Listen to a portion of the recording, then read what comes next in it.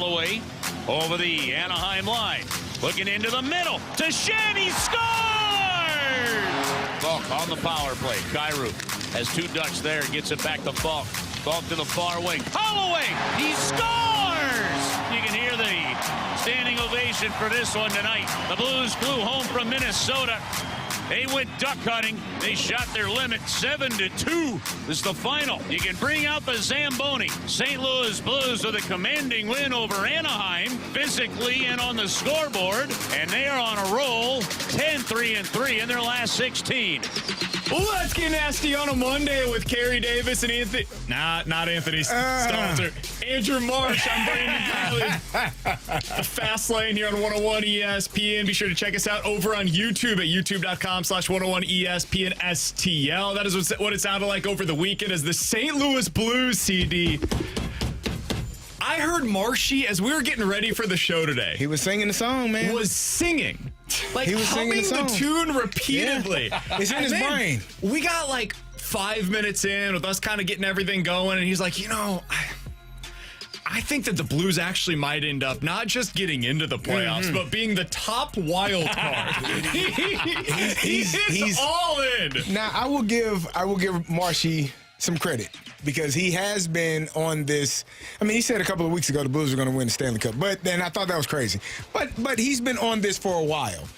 Now, Marsh, you know that I have been very even keel all year long. I'm leaning towards some positivity. It's looking good. It is looking very good. I've been even keel. I've said I'm not going to sway. I'm not going to ride the roller coaster. Won't go back and forth. But I'm watching this team play. I'm watching them play with effort. I'm watching them play with energy. I'm watching them play hard. They're doing all of the little things, and they're having success. And I think they're playing right now. We haven't mentioned that Colton Parayko is out.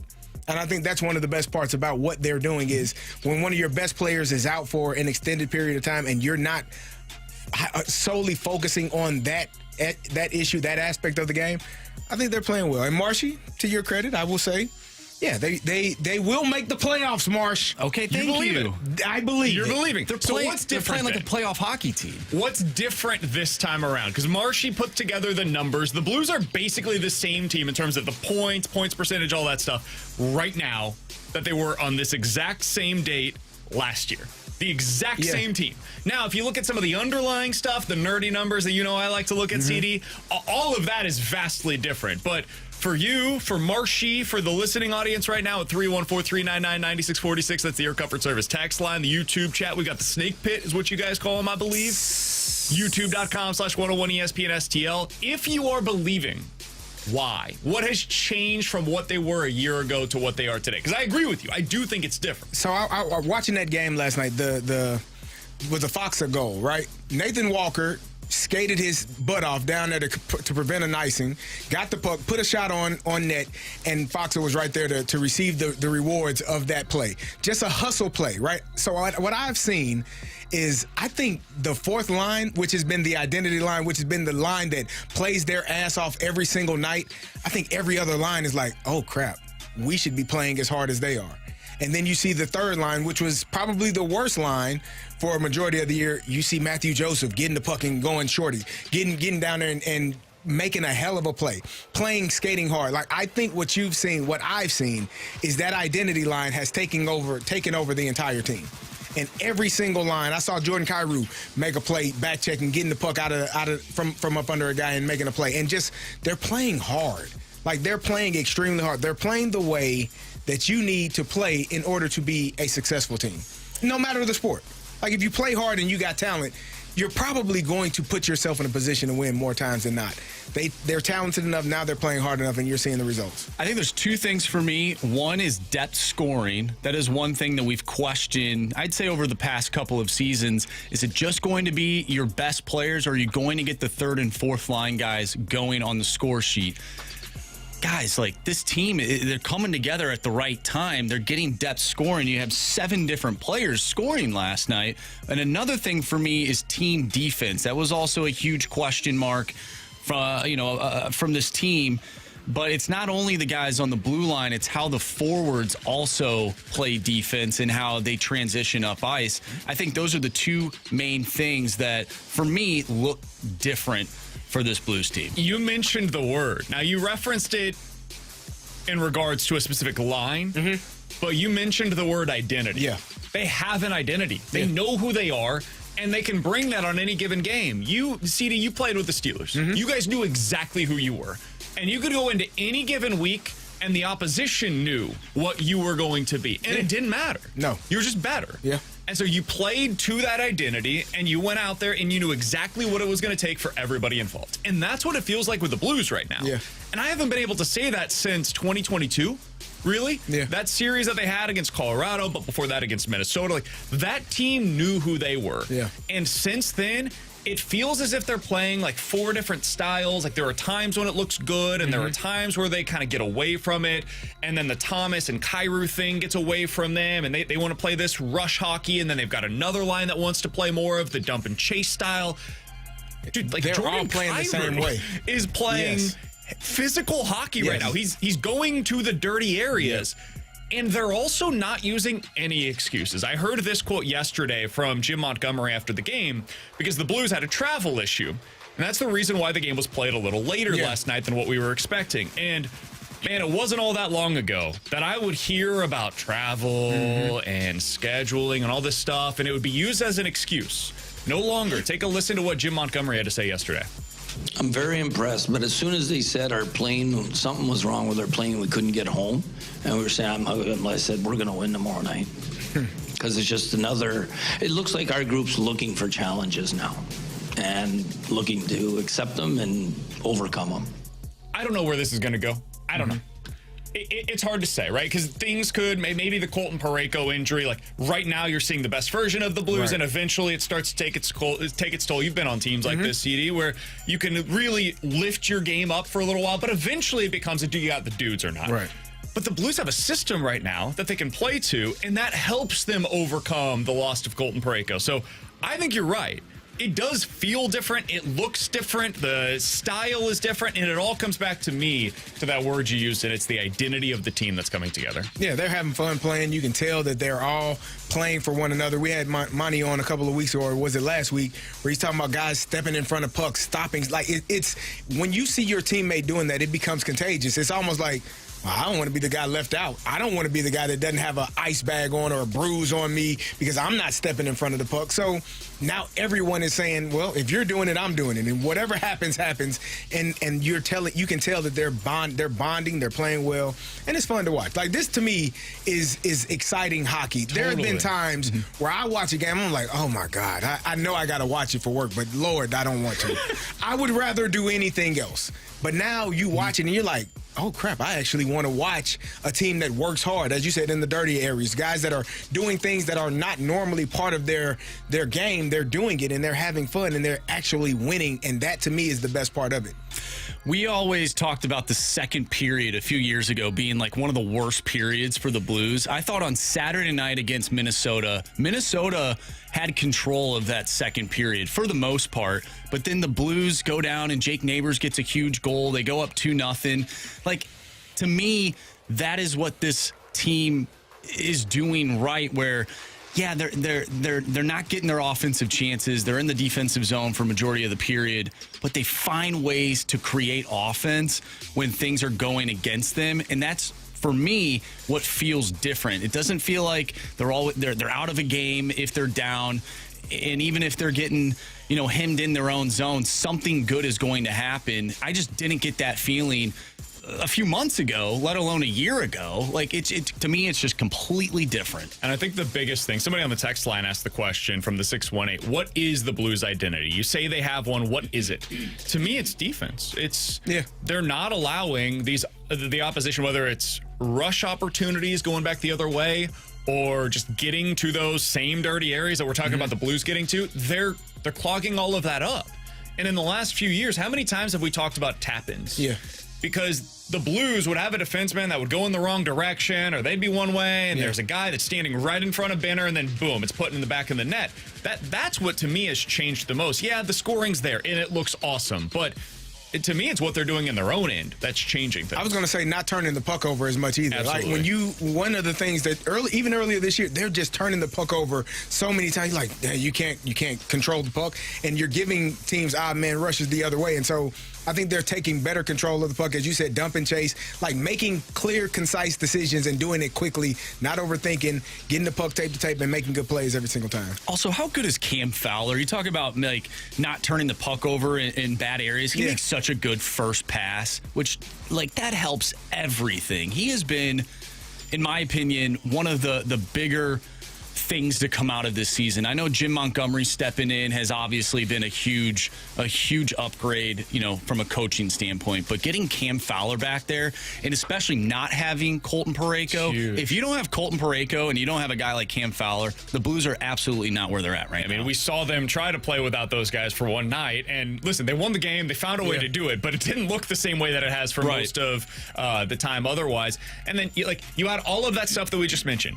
Thomas is playing the best that we've seen him in quite some time. Pavel Buchnevich finally looks like himself again. He just looks healthy out there. He has the best plus-minus on the team since the Four Nations face-off break. Carey with the hat trick over the weekend, 3 assists yesterday. He looks great. Shin, Holloway, and Neighbors all have 11 points in their last 12 games. Bolduc, Now, I will say this. He playing with the first line. I thought the first game when he did it, he didn't really look too comfortable. He looked very comfortable last night. He looks awesome. He looked really good. And the goal that he scored, I think, was with the third line a couple of games ago. But when he got on that first line, to me, he looked like, I don't want to make a mistake. I'm with the guys, and I don't want. But last night, he looked like he made a pass to Robert Thomas that Thomas was almost able to tip in. It was just a great pass, and it was a great decision. He's looking more confident, more comfortable. They're finding players and finding their way to play the game the right way. In order to succeed, you need your best players to be at their best, right? Like when you were with the Steelers, you need Big Ben to play well. Always. Right? Yep.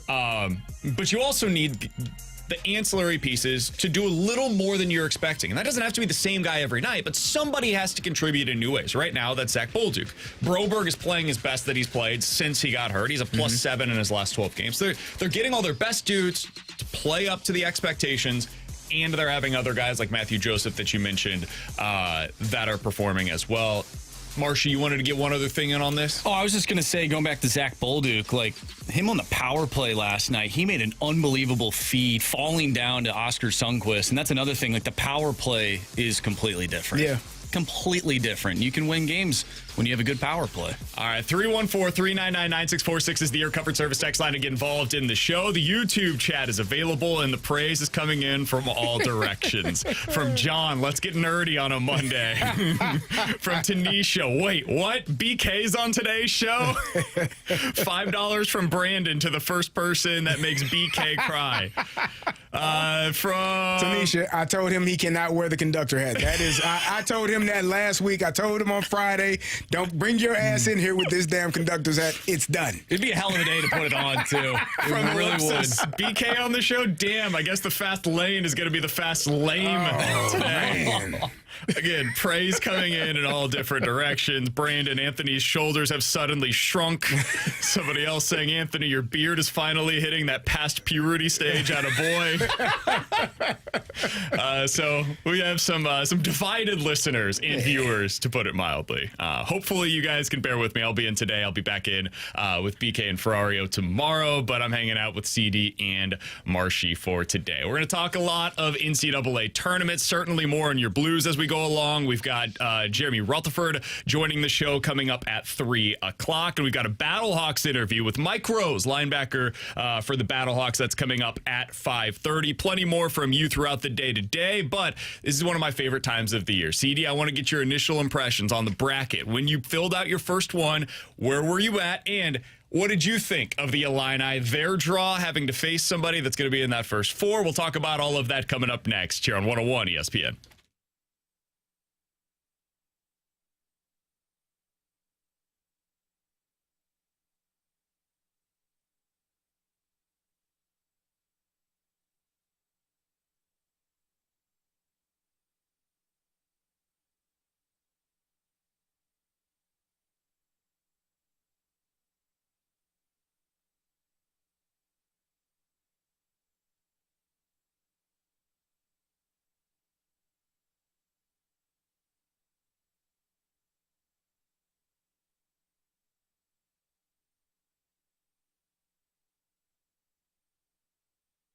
Hey, it's Carey Davis, and if you're looking to give your home a new look, a new feel, and give yourself the ability to keep that cold air out during the wintertime, that hot air out during the summertime, then you need to look no further than Window Nation. They have affordable, high-quality, energy-efficient windows that will keep the costly heat inside and the costly cold outside as well. Lower your monthly utility bills and keep your home comfortable all year round.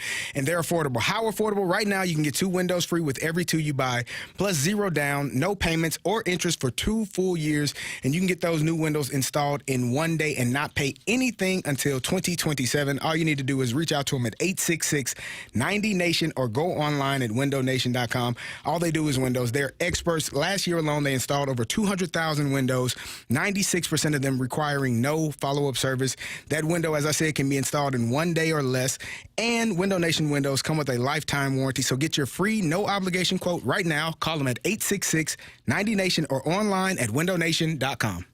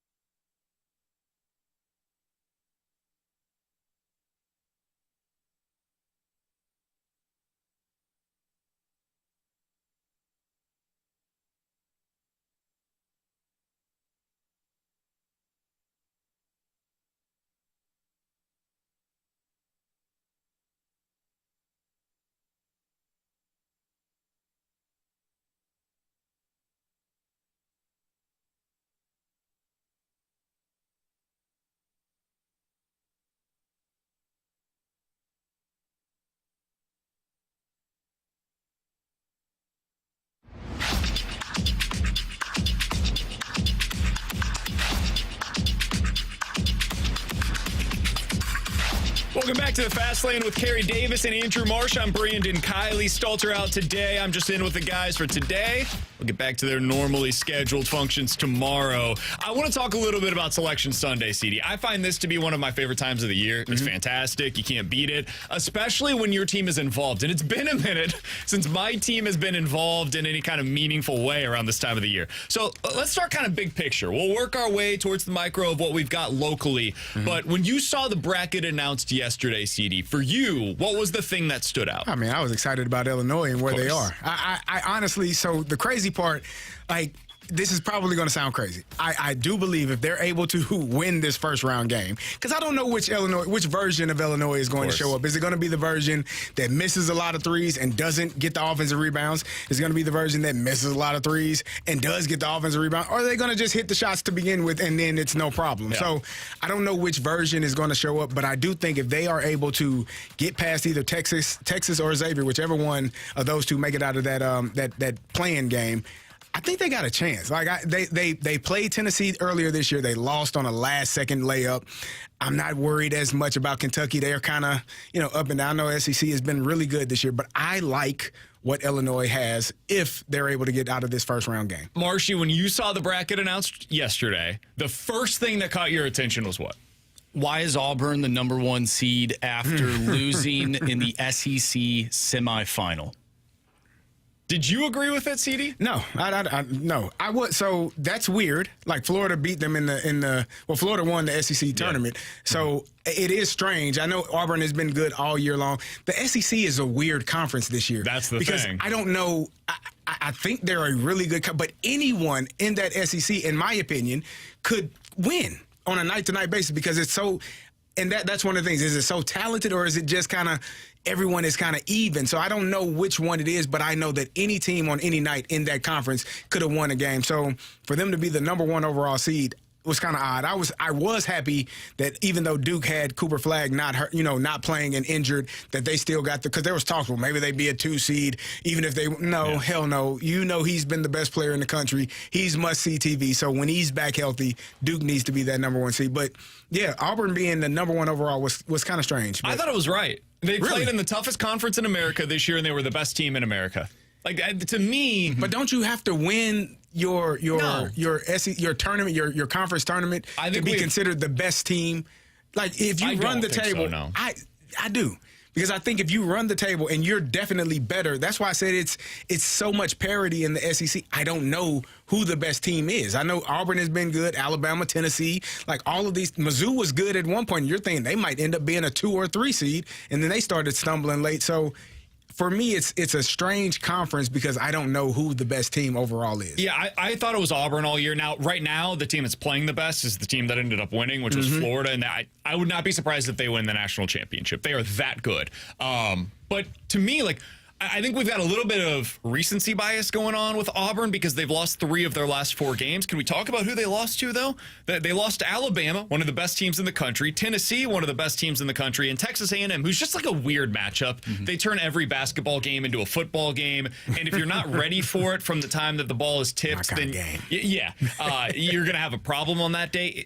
Most teams, if they go through that kind of a stretch, we look back on it and we're like, more than understandable. You just went up against some of the most difficult teams in the country. It just happened to take place at the very end of the season for them.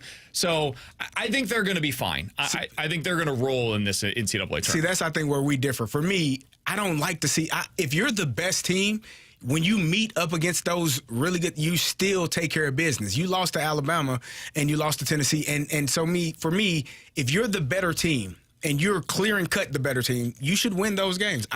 It doesn't matter to me that you're playing against other good teams. Like if you're the best of the best and you're the number 1 overall, what you're saying is they're the number 1 seed overall. They're the best team in the country. But you just said you think Florida can win the national championship because they may be the best team in the SEC right now. So it's kind of, to me, it just feels weird. And I felt the same way with Mizzou. Like Mizzou, Marcia tell you, when they were winning, when they were on their streak, I was giving them so much credit. I watched them play, I forget which game it was. The defense was it might have been Oklahoma. And then I watched them play against Arkansas, and I said, they just cannot get it. They cannot stop anybody in the paint. So for me, it matters. Each game does matter, and it does have value, and it does weigh. I agree, but I'm weighing earlier in the season a little bit more. And the reason why, like, these are teams that Auburn has beat so far this year. The following teams were on their schedule, and they won the game. Houston, Iowa State, Purdue, Mizzou, Tennessee, Mississippi, Oklahoma, Alabama, Georgia, Ole Miss, Kentucky, and Ole Miss again. Dude, they have, I think it's 18 wins against quad 1 opponents on the season. Those are just like the top 30 teams in college basketball, basically. Like, they have dominated almost the entirety of the season, and they went through a little bit of a dry spell lately. So I think it was a totally fine place to go with them being the number 1 seed. Also because of the Cooper Flagg thing. Like, yeah. I also just don't know how much it really matters, ultimately. Like, who got the number 1 versus who with the 2nd overall seed? I think the biggest thing for a lot of people was North Carolina getting in over whether it was, I think most people thought West Virginia was like the first team out. Carey, I do not care. I can't tell you how little I care about this story. I'm glad it wasn't the first thing that you guys brought up. Yeah. Dude, those teams don't even play in the actual NCAA tournament unless they win another game. Yeah. You get to be a part of the first four, which is like a separate tournament entirely. It's like it's basically a play-in tournament to get into the NCAA tournament. If your team loses there, if you're a fan of that team, you don't get to say you were part of the tournament. It does not count. They do count it as they count it as a victory, which I think is weird. Yeah. If they make the play-in tournament, they win. They count it as a victory in the NCAA tournament, which is strange. It shouldn't be. If they were going up against a mid-major, if it was North Carolina or like SLU, for example, I would be pretty annoyed if SLU didn't get that opportunity. Dude, it's West Virginia who was like a part of a power conference and also did not have a good season this year. So that is a storyline to me that just does not connect at all. Well, also, like, what's better for college basketball? West Virginia being in the tournament or UNC? It doesn't matter how far they go. It's North Carolina. Right. They're one of the biggest brands of college basketball in history. Do you care who wins that first game, CD, for your Illini? No, I don't. Not really. I don't care because I think both of those teams are going to be a tough task. Like the Illini, for me, again, it's about them. Yeah. If they take care of their business, they are one of the better teams in the country. They've shown spurts where they can play with anyone. As I said, they barely lost to Tennessee. They were on the road at Michigan State and were up and then just gave that game away. Like, they went and beat Michigan. Like, this is a team night to night. I don't know which version is going to show up. They beat Michigan at Michigan late in the season, and they beat Purdue. So this is a team that I think has all of the ability to make a deep run in this tournament, but they got to get out of the first round. Illinois and Mizzou are so similar in that regard. I agree. The ceiling is like they could get to the Elite Eight. Yep. It shouldn't be shocking to anybody if those two teams potentially make some kind of a run. But the floor is they could lose in the first round and lose by 10. It's so weird. I felt the same. Looking at Mizzou, I felt the same way. Like, they can make a run, and I said they should get out of the first round. But out of the first weekend. But they could lose the first round game. Yeah. I think Mizzou, you talked a little bit about the Illinois draw. I think they got a pretty good draw. I don't think Xavier is going to make much of a Xavier, Texas, whatever. Yeah. I don't really care. The Missouri draw, I know there are fans that are freaking out today with Drake. Yeah. That's fine. Go for it. Freak out about Drake. You ready for this? Yes. Here comes a BKO. Missouri will win this game by double digits. Missouri is the better team. Brandon Kiley. I love you, man. I hope they do. I hope they do. I hope what you just said, because they're going to clip it. That's fine. One of these teams is better than the other, and it's not close. People are afraid because Drake plays really slow, and they're a slog, and they won 30 games this year. Ooh. Who'd they play? Ooh. Who did they The best play? team they played all year was Vandy, who was like 12th in the SEC. Like, Missouri's 4, Mark Mitchell, is a very good basketball player. He's undersized relative to most of the big men in the SEC. He would be the biggest player on Drake. Their biggest player on their roster is 6'8". Drake's a good team. They've had a very good season. They can win this game. Don't get me wrong. They absolutely can win this game. I do not believe that they will. They have a turnover problem offensively. I think Mizzou's going to be the one that is able to dictate the tempo of this game, and I think they're going to win this one by double digits. So this, to me, was actually a really advantageous draw for Mizzou. I don't like going up against the first 4 teams because they get basically an extra game to add a little bit of momentum going into that one. And I do like that they're going up against a team in Drake that does not have the same caliber of athletes that Missouri does out on the floor. Missouri's issue, for me, what I've seen all year is their interior defense and the length. Like, they lacked length and bigs that could move. So if you face a team that is not as big and is not going to get into the paint, I think their perimeter defense is outstanding. I think their ability to guard on the perimeter and stay in front of people is one of the best in the country. But if you are able to get into the teeth of their defense, you're going to score because they don't give much resistance. So this is probably a good draw for them as long as Drake does not take it down in the paint. And like I said, Arkansas, I think it was Arkansas, had like 85 points in the paint. It was the same thing I'm against like, them. bro, are y'all going to stop anybody from being right there at the bucket and scoring? If they can prevent that from happening, Mizzou has a chance. But when they run into that team that does take it down in the paint and does offensive rebound and get putbacks, that's, I think, when Mizzou gets in trouble. Yeah, I think Drake might even play into Mizzou's hands because they have such long possessions. There's so much passing that's taking place. It just allows for more opportunities for Mizzou to get its hands into the passing lanes. I think this is the type of game that Missouri should be in a pretty good spot for. Now, Texas Tech is not a good draw for them. That's going to be a tough one if they get to the second round. But if they advance beyond that, hey, man, it's anybody's guess as to what happens from there. Florida, I think, is, like I said, a team that I currently, in my my bracket that I filled out yesterday after the announcement, I have Florida winning the title. We'll get into more of what we have there, but out of curiosity, who, as of today, gut check, gut reaction, what was your national title pick for this one, CD? I would probably, for me, I want to go with my heart, right? I always want to go with other Illinois. than Other than Illinois. Sure. I actually like you like Florida. I think UConn could meet you, could be a rough match. I was thinking the same thing too. In that second round for Florida. Maryland is the team that scares me. If Maryland ends up getting to that Sweet 16 matchup, potentially that's the one that concerns me. Maryland is a good team, and I think I also like. You always got to like Michigan State. Yeah, Michigan State is a team that some kind of way they will find a way to make it to the Elite Eight, Final Four, and if you get there, anything is possible. Marshy, who did you have in your initial? And I got Duke probably. If healthy Cooper Flag, I got Duke winning it all. I'm in the same boat. Duke was the team that stood out to me, but every time I watch Tennessee, for some reason, they just play really good basketball. So if I watch every single one of their games, I'm sure they'll win the national championship. There you go. All right. You must have been watching that Illinois game. Dude, I did watch that game. Defensively. It's just a matter of if their offense shows up, because their defense travels. It'll be really good this entire tournament. Their offense goes through spurts at times where they have some struggles. All right, he's Andrew Marsh. That is Carey Davis. I'm Brandon Kiley. It is the Fast Lane here on 101 ESPN. Coming up in about 15 minutes, we'll get to what's trending. But next, what is your level of concern at this point for Sonny Gray? It was a really rough outing for him over the weekend. And is it going to lead to the Cardinals going with a 6-man rotation? We'll discuss that next on the Fast Lane on 101 ESPN.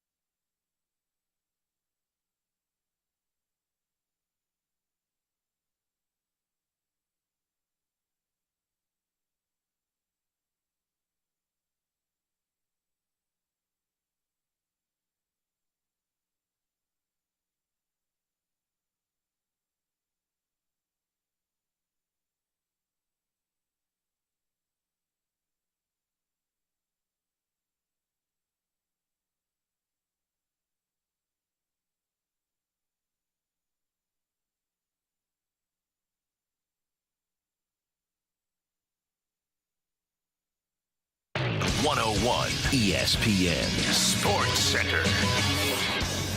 I'm Andrew Marsh. It's time for a Sports Center update driven by Johnny Londoff Chevrolet and Johnny Londoff Autoplex. The Blues pick up 2 victories this weekend, a 5-1 win over the Minnesota Wild and a 7-2 victory against the Anaheim Ducks. They'll take on the Nashville Predators tomorrow, and you can listen to that game right here on 101 ESPN. Pregame starts at 6. Puck drop is at 7. We'll talk with Jeremy Rutherford, our Blues insider, for The Athletic at 3 o'clock, so stay tuned for that. Also, City SC with a 1-0 victory over Seattle this weekend. They start the year off with 4 straight clean sheets. We'll dive into that in what's trending. But coming up next, the Cardinals have named their opening day starter. It's Sonny Gray. We're going to discuss the Cardinals ace next right here in the Fast Lane. I'm Andrew Marsh. The Sports Center update is driven by Johnny Londoff Chevrolet and Johnny Londoff Autoplex. See them at londoff.com. Chevy, together we drive. Are you kidding me?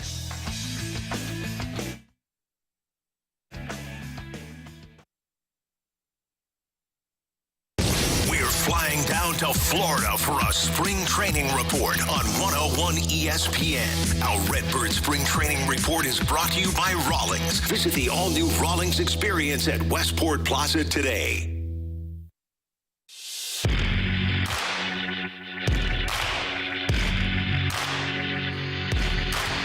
So Sonny Gray's your opening day starter, but he's been terrible so far throughout the spring. Alongside Carey Davis and Andrew Marsh, I'm Brandon Kiley. He appeared in 5 innings over the weekend, CD. Mm-hmm. He completed 1 of those without being pulled. That's not allowed during the regular season, and we're getting pretty damn close to the regular season. He allowed 6 hits, 8 earned runs, 5 walks, and struck out 5 while recording a total of 9 outs against the Miami Marlins lineup. Is that good? It's not ideal. Okay. In 9 innings this spring, he has allowed 6 home runs. His velocity continues to be down a bit. His four-seam does not look right. And I'm not worried at all. Scale of 1 to 10, I'm at like a 2, maybe a 3. That doesn't concern you? No, not too much. And the reason why, CD, is just because I've seen him do this before. So in 2015, yeah, I know it's a decade ago. A lot's changed since then.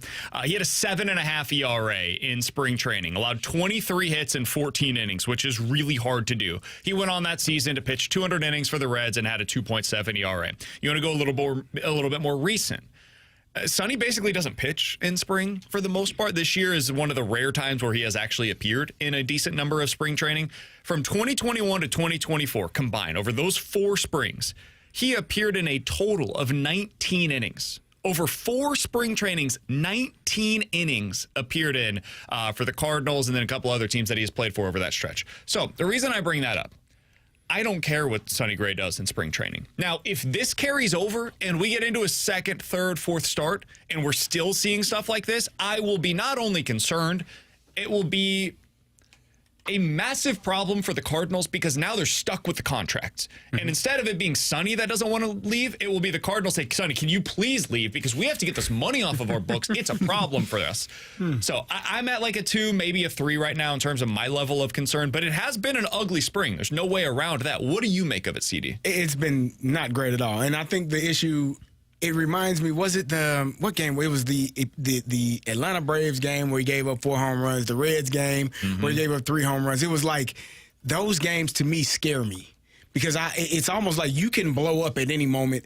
Right now, you said 7.5 ERA a couple of years ago. Yeah, he's at 13.9 right now. That's not bad. Yeah, once you get above like 7, I think it's just the infinity sign. His earned run average is high as hell. His hits allowed is high. The amount of contact. Those are the official statistics. High as hell. High as hell. Right? You don't even worry about a number. Just know it's high as hell. Right? Whatever the number is, go higher. And so for me, it's a bit of a concern. Because he does have a track record and because you know what he is and who he is, you believe that it's going to be corrected come game day. The thing I do hate, though, I hate this thing where you can take the pitchers out. Like, why? Because if you run into a jam in a game, in a real game, you can't bring them out and bring them back in. And do you want me to answer that, or do you just is this hypothetical? Please answer it. I mean, because it's like watching Rocky IV. We're like, throw in the damn towel. Like, why do you keep bringing them back out there? The hell with it. You gotta get the pitches. Like that's the reason why, because you got to get the work in, and you don't want to get them hurt in any individual inning. So normally during the regular season, if they get up to like 30 pitches, you're yanking that guy out of there no matter what. In spring training, the most important thing is to make sure that his arm can handle 80 plus pitches in any given game. So that's why it's not I agree with you, CD. It does not prepare you to get through innings. It's muscle memory. Like, it's taking away the thing that you have to do when that moment arises in a real game. You're not going to be able to. For young guys. Yeah, the muscle memory part is what you have to work on. It's not about. I understand the injury aspect of it, right? But you also have to work on the mental aspect of it as well, because that's almost as important as the physical aspect. If I can't mentally get out of this inning, and again, this is Sonny Gray. This is a guy that's been in the league for a number of years. It's not like he's a rookie or a second, third year guy. He's been doing this for years. But I still think that there's a mental aspect of it that you have to be able to get through those moments and push your way through, and taking them out and saying, all right, we're going to allow you, and then to do it 3 times. It'd be one thing if you just did it once. You do it 3 damn times. Hey, you okay, buddy? You need some water, some juice. What do we need to do to get you over this moment? Like, we got to work. We play in about 10 days, man. What are we doing? It's not a good look when your number one starter is getting rocked like this. Marshy, you are like the personification of Cardinals fan here in St. Louis. I agree with that. So how are you feeling, whether you're watching this or just seeing the results afterwards, and you're like, what the hell? He got blown up. What is your reaction when you're seeing this during spring? Yeah, I don't love it by any means. I said last week, like, I'm not ready to just completely blow up because the spring training with everybody has not looked great. Just because these games don't matter from, a regular season standpoint. He could easily go out there on opening day and shove, right? And I would be like, oh, there's Sonny Gray. None of this would matter then. Yep. So I'm probably around the same level of concern that you are, maybe a few ticks higher. Sure. But for me, it is what it is. I don't know. There's so many questions with this team. The last thing that this team needs is their ace being one of the question marks for me. But I mean, we're also talking about a team that won the Grapefruit League a couple years ago and proceeded to have one of the worst seasons that they've ever had, since who knows when, since, funny name guy was playing in Major League Baseball. So, it is what it is. I'm ready to judge when Thursday rolls around. That's kind of where I'm at. Is it concerning? Yes. Is it something that I'm going to worry about? Not really. I want to see what it looks like whenever he goes out there for his first start in a regular season setting. Because the other thing about Sonny, this dude prepares like an absolute maniac for a regular season start. And it's just different in spring training. And CD, I'm sure you played with guys like this, that once you get into it, they've got their whole routine. And it starts like 7 a.m. that morning, and it goes all the way up until they start that game. And it's different when you're playing games that really don't matter. The competition level feels different. And this guy's a maniac when it comes to the competition. So I think he's going to up his game. I don't love that he's had this kind of struggle. So it sounds like he's going to have probably one more start in spring prior to his opening day game. I would like to see that go a little better. As a team, can I ask your level of concern for the entire team as a whole, Marshy? Where was it on October 1st compared to where it is today, though? Like, has it changed based on what you have seen in spring training? I think it's gotten worse, honestly. I think it's gotten worse. From Marshy. I think it's gotten worse. And I just said I'm not ready to judge until regular season starts, but some of these trends are a little worrisome. You want to hear what I'm worried about, CD? I'm worried about them going to a 6-man rotation. Here's Katie Wu from earlier today on BK and Ferrario. My gut feeling, based on conversations I've had, that this involves Michael McGreevy. I think this involves Matthew Liberatore and how best the Cardinals want to use him. We've seen Libby kind of get yo-yoed between starting and relief throughout his entire career with the Cardinals, so it is a little ironic, but not all that, not all that to me. Just because he might be in that same position again. I think the Cardinals are weighing how best to use a Libby. Their bullpen is all but set, especially with the news of Nick Anderson being reassigned to minor league camp. I'm not sure if the Cardinals have actually announced that yet, but that did happen this morning. And you're looking at Lake Leahy and Roycroft kind of rounding out the bullpen. But given what they're trying to do in relief and how important the bullpen was last year and how solid Liberatore was in that mix, it makes sense that they're still trying to juggle what matters more for them right now, keeping him in that multi-inning relief spot or using him as a sixth starter. What that means for Michael McGreevy, I'm not sure. So That's not what I was expecting. I'm going to ask When I you heard six-man rotation, I was like, oh, yeah, McGreevy. Sounds great. Young guys, let's do it. No, the hell with it. Libby's young. Yeah, he is. Yeah, he's not as young as McGreevy, and he's already had his chance, but whatever. So you have an off day after game 1, an off day after game 6, and another off day after game 12. I think that plays into this. Really, when people talk about the six-man rotation, CD, it's more about the bullpen than it is the rotation, because it pulls one of those arms from your bullpen, puts him into your rotation, so you have one fewer reliever that's available. You need the off days to be able to make that possible, and you need guys that you can potentially shuttle up and down as the back end of the pen. So they can make this work. If they want to go to a six-man rotation, it's really 2 turns through the rotation, and then you have to make a decision on your 5-man. Because then you play 13 games in 13 days, 13 straight days with a game. You've got to have by April 11th who your 5-man rotation is. So I'm going to ask you this. Do you like the idea of going to a 6-man rotation if it means Matthew Liberatore is that 6th man? No. Okay. I mean, yeah, I do. If Steven Matz is in the bullpen, Sure. and Matthew Liberatore is in that spot, and Michael McGreevy is in the other spot, and then Palante. Then you got 3 young guys and 3 older guys, and I'm okay with that. But if you're telling me, and I think Steven Matz, I think Steven Matz is a great bullpen arm. I think he showed he has the flexibility to do both. If you're gonna put Matthew Liberatore in that starting rotation, and you're telling me that Michael McGreevy has not earned the right or the opportunity to do so, I'm gonna look at you like you got 4 heads. That's what I'm gonna do. That's how I am too. Like, I'm looking at, are you trying to win? And how do you not know what you have yet? How do you not know? Starters are weird. It takes a while, especially with lefties. I've said all along, if you truly do believe Matthew Liberatore is going to be a starter, if you're the Cardinals, now is the time you have to find out.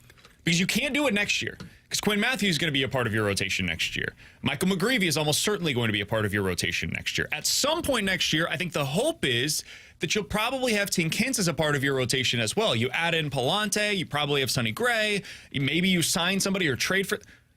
It's getting pretty deep. And now you can't find out any longer. So if they want to find this out, I actually have no issues with them doing this with Matthew Liberatore. I know that's crazy because we've seen it and it hasn't worked. I would bet against it. I don't think it's going to work. Right. But I would rather see Matthew Liberatore get that opportunity than a Steven Matz. And I think you could just flip those roles. If you find out after the first 2 starts in the rotation that Matthew Liberatore is out competing Steven Matz, you flip him. And Matthew Liberatore is now your fifth starter. I know everybody wants to see Michael McGreevy, and I'm with you. I totally agree. And if they could have traded Miles Michaelis in the offseason, I think he would be a part of it. But if you have Michael McGreevy up here and you put Libby and Steven Matz into your bullpen, you have no 6th starter. You're screwed. And if one guy gets hurt, you're going to somebody at the AAA level that you want no part of starting games for you, and it's Drew Rom starting back in 2023 all over again. Okay. And none of us want to see that. So I think there is actually legit explanation on why you would go this direction. Even though it sounds, if I just flat out said 6-man rotation with McGreevy down in AAA and Libby as your 6th man, it sounds horrible. Nobody would want to sign up for that. But when you explain it a little bit, I do think it makes some sense. I know you're still going to be mad at me though, CD. Yeah, I'm just baffled. There are many things that are going on that I'm trying to figure out. I don't know. It's a very confusing team. Yeah. My trust level with this team, though, and the decisions that they make is very low. And they've earned that. Yeah. They've earned that, and they continue to earn it based on some of the decisions that they're making. And we'll get to the center field situation coming up here in a little bit on the Fast Lane. Coming up at 3 o'clock, we've got Jeremy Rutherford, Blues insider for The Athletic. But next, Andrew Marsh has What's Trending here on 101 ESPN.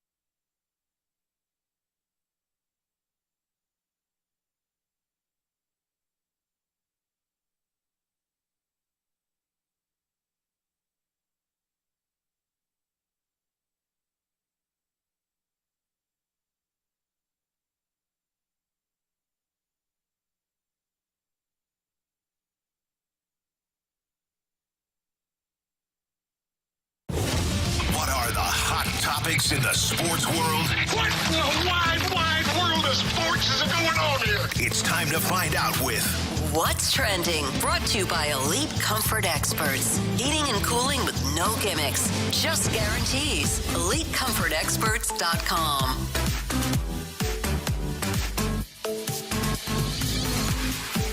Welcome back to the Fast Lane here on 101 ESPN with Carey Davis and Brandon Kiley filling in for Jamie Rivers and Anthony Stalter today. I'm Andrew Marsh, and it's time for What's Trending. Gentlemen, City SC picks up a 1-0 victory over the Seattle Sounders despite having no Roman Berkey, who has a fracture in his hand. City is the third team in MLS history to start the year with 4 straight shutouts, clean sheets, as they say, joining Vancouver in 2012 and the Red Bulls in 2007.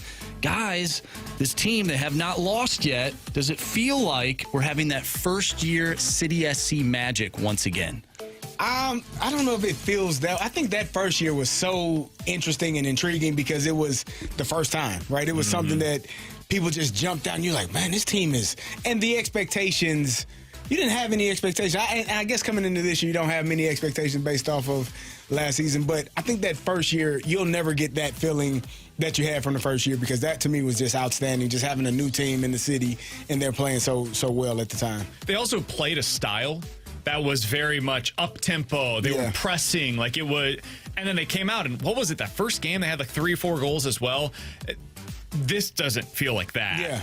This is very much defensive oriented. We are going to make sure that you don't score on us as much as we are going to score on you. So it feels different than that did. It's kind of like asking, hey, does this feel like 2019 for the Blues? No, nothing's ever going to feel like 2019 for the Blues. You speak for yourself, because don't tell Marshy this doesn't feel like 2019, because he told me it does. But that doesn't mean that it can't be fun, right? You mentioned they're the third team in MLS history to start the year with 4 straight shutouts, joining Vancouver and the Red Bulls. I looked up what those teams ended up doing the rest of the way. Both of them were playoff teams. So Carolyn Kindle said before this season that she expected this team, the stated goal for this squad was to get to the playoffs. That should be the expectation at this point after seeing them through the first 4 games. Do you think them playing a different style? You talked about the style that they played under Bradley Cardinale, and we had him on when I was on the opening drive. We had him on a few times. Yeah. And I often wondered, would that style wear the players down by playoff time? I think it did. That first year, I think that they were, St. Louis Heat, you just gassed by the time you get to the end of it, and they didn't play as well. Do you think that this style is more sustainable for the long run in comparison to the last one? I remember Nico. We had him on the show. This was in that first year as well, prior to him getting the transfer. And we talked to him about that, the style that they play and how difficult it is and how much you have to really rely on your teammates in that style. And he's like, yeah, listen, we're all very connected. He's like, if it goes wrong, though, it can really go wrong. I was like, yeah, it can. And it did. Yeah. Not only at the end of a couple of years ago, but last year, basically, for the entire season. It's a high risk and high reward environment. When you're playing that way. Guys, did you see what happened in the MEAC championship game this weekend? I did not. What happened? Well, I saw this. South Carolina State taking on Norfolk State, team that I'm sure you hate, BK. Oh, yeah. But thought I would never have to hear that name again, and then I saw they're in the tournament again this year. South Carolina, well, here's the reason why. Yeah. South Carolina State lost out on the MEAC automatic bid in heartbreaking fashion. Caleb McCarty committed a reach-in foul on Norfolk State's Christian Ings with 8 seconds remaining in regulation. Here's the problem. McCarty just tied the game after SC State stole the inbound, got the layup, tied the game, and then immediately fouled. To which Norfolk State went on to hit the free throw and won the game. Did he think that they were still down? He must have. Was it like one of those situations where he was unaware of the clock? I think he just messed up. A real J.R. Smith moment. J.R. Smith. Yeah. But that's tough. Like, your team, you only... you're not getting an at-large bid here. Right. Like, you have to win this game, and then you're dancing. And the fact that you just tied the game up, but then lost track of the score, I feel so bad for this kid, and I'm sure everyone around him feels bad for him. But it's just one of those things, like, that is the difference between SEC basketball and knowing what's going on in the game, having the basketball IQ, in MEAC basketball. I think it's just because we've seen Chris Webber make a mistake like that, call a timeout when in the national championship game where you don't realize I don't have any timeouts left, even though the coach just went over all of that in the huddle. Again, J.R. Smith, who we just talked about in the National Basketball League, in the NBA championship final, not knowing that, damn, we need to shoot the ball because we're not up. So I think sometimes people just have a clouded moment and they don't lock in all the time. It's just, to me, it's frustrating and it's heartbreaking because if that's that player's last game, if he never gets a chance, that's the thing about college sports, high school sports and college sports. When you're done, man. Yep. And it's over, and there is no more opportunities to do it. So hopefully that young man was like a sophomore or junior, has another chance to come back. If he's a senior, that's going to stick with him for the rest of his life, and that's a tough thing to deal with. To that point, CD, in the NFL, NBA, whatever, you typically don't know when it's your last game. Like, it could be at any time, but you don't know. Correct. In college or in high school, this is the last game that I'm going to be playing. Yep. This was somehow worse than Trey Donaldson, the point guard for Michigan, spitting out his gum, going to reach for it, and then letting his guy, he was on defense at the time, letting the Wisconsin player go to the rim. He forgets about it. Oh, bleep. And then he's got to go and he hacks him right at the rim. Yeah. So that also wasn't great situational awareness. All right. With CD and Andrew Marsh, I'm Brandon Kiley. Jeremy Rutherford, Blues Insider, joins us next here on 101 ESPN.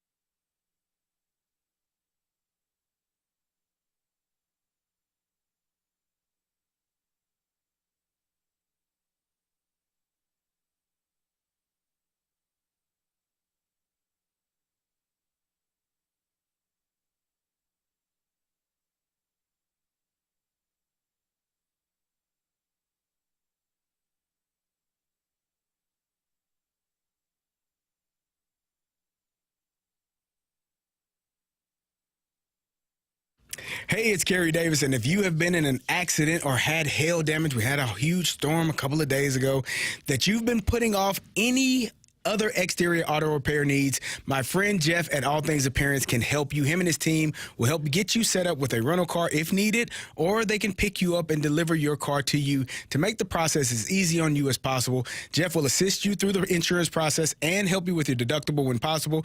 With lower overhead, Jeff helps you get the best prices in St. Louis on your repairs while providing top-notch customer service. So don't put off getting those repair jobs done. Call or text Jeff to get your free estimate. You can reach out to him at 636-248-5051. That number that I just gave you is Jeff's personal cell phone number. You can call him at any time, day or night. You can text him. He will respond quickly. He will get you in and out and get your work done on your car as quickly as possible and get you the best offers in St. Louis. No one offers more services or does more for their customers than the team at All Things Appearance. Call or text Jeff again, 636-248-5051. He's always available. He will always respond. And you can visit their website at allthingsappearance.com.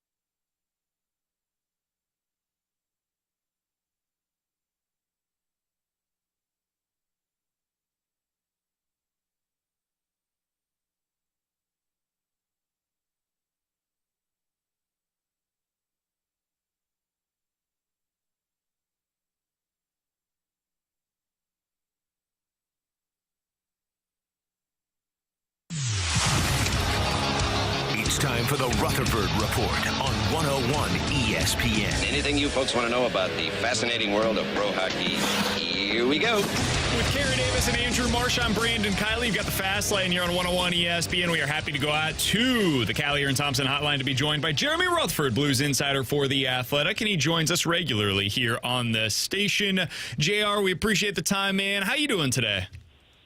Doing well. Hey, we're all safe here in Jefferson County, but we're about 5 minutes away from where the tornado went through, and so there's roofing companies everywhere in the subdivision, and we're getting phone calls left and right. And so 3 o'clock, the phone rings. I think it's Marshy. I answer it, and I said, "What's up, Marshy?" And he goes, "Hi, this is Bob from Black & Decker Roofing." And I talk to you about So I don't usually pick up the spam phone calls, but he got me that time.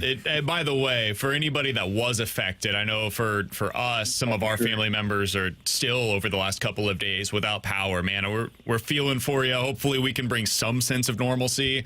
It's terrifying when this stuff happens. So we're with you guys. We're thinking of you. We're wishing the best. Hopefully, everything gets back to somewhat normal as quickly as possible for you. JR, on the Blues side of things, I don't know if that's the new normal, what we saw over the weekend where they outscored the opposition 12-3, but it would sure be fun as hell if it is. What are we learning about this team right now, JR? They got a brand new roof, brand new siding. They got brand new everything. Like, this is amazing. Like, think about this for a second. If back in, let's just say December, somebody would have told you that, okay, last night the Blues won 7-2. They were 3 for 4 on the power play. Jordan Kyrou had 3 points, and after the game, Justin Falk was saying that's not our A game. Like, what world does that happen? Like, I asked Jim Montgomery last night. I said, "Hey, listen, you bleed Blues hockey now. You talk about the tradition. You're an optimist. You wanted to come in and succeed. But if somebody would have told you that it would have come together this well towards the end of the year and the team's so together and playing for each other," he said, "if I would have said yes, I would have been lying." Like, so that's the head coach of the team who came in with all the high emotions and expectations for the team, and even he wouldn't have believed what's going on right now. They're just playing great hockey. You know, we beat it to death, but the Four Nations break, getting healthy, top players producing, special teams with the power play, I guess especially. Just so many things have come together for this team. JR, last night was a celebration, obviously, because of the win, but before the game, Braden Shen getting the acknowledgement of playing his 1,000th game, getting the first goal to open up the night. What did you make of that scene for him, and how cool was that moment for him? It was unbelievable. So I've covered a lot of 1,000-game ceremonies, but I've never walked into the rink and there's like 8 digital boards with pictures of Braden Shen greeting him as he walked in the door. So I know he felt pretty emotional going into the rink with the way the Blues took care of things. He said afterwards, Carey, that they just did it right. They took care of all the planning, everything for his family. And then, for the guys to wear the jerseys, 1,000 number on the back and last name Schenner, the speeches, those are a lot of things that we see when these ceremonies take place, but to see what it means to the players, to be in the locker room and look at Shen's face from a few feet away and hear him talk about how much it meant. And boy, did he return the favor. Holy smokes. 41 seconds in, he scores that goal on a great play by Dylan Holloway. And then the fight. And I talked to his dad, Jeff, after the game, and I said, "What were you thinking when you saw the goal and then the fight?" And he said, "Well, that's just in his DNA, right?" So, I've always said the Blues have a good leader in Braden Shen. I realize when things don't go well, everybody points to the captain, and I try to do my part to give an honest, objective opinion that I think he's a good leader, and I think last night it showed. Those pictures that were coming in, they were all one of them was when he was in youth hockey, right, when he was younger, and then the other ones were when he's playing for different teams, and of course ended with the Blues. What did he say about those pictures? Was he excited to see that as well? Yeah, it was cool. I think I've written a story about Braden when he was growing up. It was a story about doing your hair, bleaching it, things like that. What young hockey players do. And so I think his mom and dad sent me that same picture years ago. One of them, he's got a Detroit Red Wings logo on the chest. So, yeah, Carey probably didn't want to display that one. We're talking to Jeremy Rutherford here on 101 ESPN. You can read all of his great work over at The Athletic and follow him on Twitter as well, at JP Rutherford. JR, the other thing with Shen last night, sticking up for Kyrou with the fight, the goal right off of the bat a minute into the game, just he also seems symbolic of what we're seeing with this team right now, where he has raised his game at the exact right time. How are they doing this? They don't have Colton Parayko in the lineup night to night right now, and yet seemingly they're playing their best hockey. Can you explain it to us how this is happening? And that's another layer of this. Doing this without Colton Parayko, I can't. I go back to the Colton Parayko announcement that he was going to be out at least 6 weeks with the knee scope, and the social media just blew up. Okay, sell. This thing's going nowhere, and the Blues kept saying next man up, which is cliche, right? You always say that when you lose, especially a top player. But what honest person could look at the situation and say that they're going to be fine without the guy who's playing 23 minutes a night? I just don't understand how you then just put Nick Leddy in the top pair, who I think has played pretty good for the most part. I know he's been a couple hiccups in there, but the defense has played great. 13 straight games now where they've allowed 30 shots or fewer. In those 13 games, that's number one in the NHL in terms of fewest shots against. So I think it's starting with the D, as you touched on earlier, BK. It's starting with the D. And I think the offense, they're in on the forecheck. That's keeping the puck in the O-zone for an extended period. Other teams are forced to change. They don't get to set up in the O-zone, their O-zone a lot, and therefore the shots against are limited. And then number two, and I think that even though we've talked about this, playing for each other, blocking shots, I think it can't be talked about enough. When I was in L.A., Matthew Joseph blocked a big shot in the third period. He limped through the locker room on 1 foot, about 20 feet, with a bag of ice on his other foot. And then last night, we come out of the locker room after interviewing Braden Chen. I turned, and here comes Oscar Sundqvist, looks like a mummy. He has huge ice packs on both knees, and he is just waddling down the hallway with both knees. Hey, let's not forget, there's still a couple weeks to go of the regular season and the playoffs to go, and here's a guy who's just, packed with ice walking through the locker room. It's just amazing what these guys are doing here. JR, you mentioned Matthew Joseph, and he was benched not too long ago before the Blues started to go on this run of theirs. How critical has the third and fourth line been for this team? You talk about the forecheck, but it seems like when these guys are on the ice, there's just a different type of energy out there. Absolutely critical. Yeah, you look at that fourth line, they play how Blues hockey is. And for 10 years or so covering this team, I just thought people in St. Louis knew what Blues hockey looked like and what a Blues hockey player looked like. And it's not that way. Around the league, I'll have coaches, agents, anybody say, well, that guy is a Blues type of player. And it's like, well, how do you know about that? And that's just what the reputation is of a Blues hockey player. And so, earlier in the year when the Blues weren't getting the production from the top guys, that's key. Like if you're not getting it from Robert Thomas and Buchnevich for long stretches, it's going to be hard to win games. But what that third and fourth line does is it just kind of defines how the team wants to play. And I truly do think it rubs off on some of the other players. And so that WTF line looks amazing. The third line has really come alive offensively with Zach Bolduc picking it up, especially. Matthew Joseph, you talked about that, his situation being a healthy scratch. Jim Montgomery, I asked the question a couple weeks ago, what's different about Matthew Joseph? And he said, hey, we had a heart talk, and I told him what I needed out of him, and now we're getting it out of him. So it's just a situation now, and Carey knows this, where it's fun to be at the rink. These guys show up excited, and then it just extends for the next 3 hours, and then they do the job, and then they go home. JR, last question for me. Can we talk about Jordan Kyrou? 3 assists last night, 3 goals the night before, and he's doing all of the other things that fans have completely complained about his entire career, his entire tenure here. What are you seeing from him, and how much fun he's having playing the game right now? Yeah, the biggest year of his career. He has just figured it out, and hopefully I get a chance to sit down with him and maybe talk a little more in depth about piecing it together and knowing what's important. And I think he had the comment last night on 101 ESPN with Curbs and Joey where he said that you got to do the little things when things aren't going well for you offensively. And now what's he got? Back-to-back 3-point games, the hat trick in Minnesota, the 3 assists last night. So he's bought into doing the other things that you need to do to be an all-around successful hockey player, and it's very visible to the fans.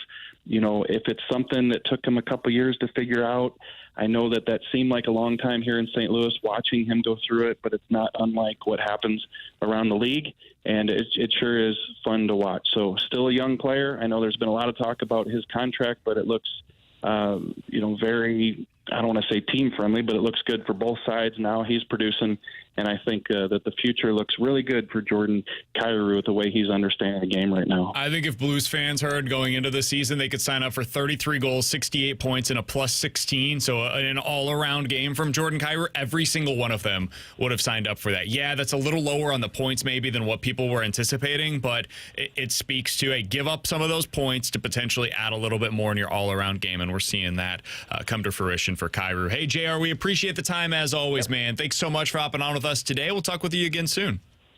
All right, thanks, boys. We'll talk to you. You got it. That's Jeremy Rutherford joining us as he does regularly here on 101 ESPN. Appreciate his time as always. Carey, I think it's fair to say at times you were critical of Kyrou in his all-around game, and I think it was deserved. Yeah. He wasn't the all-around player that he's become.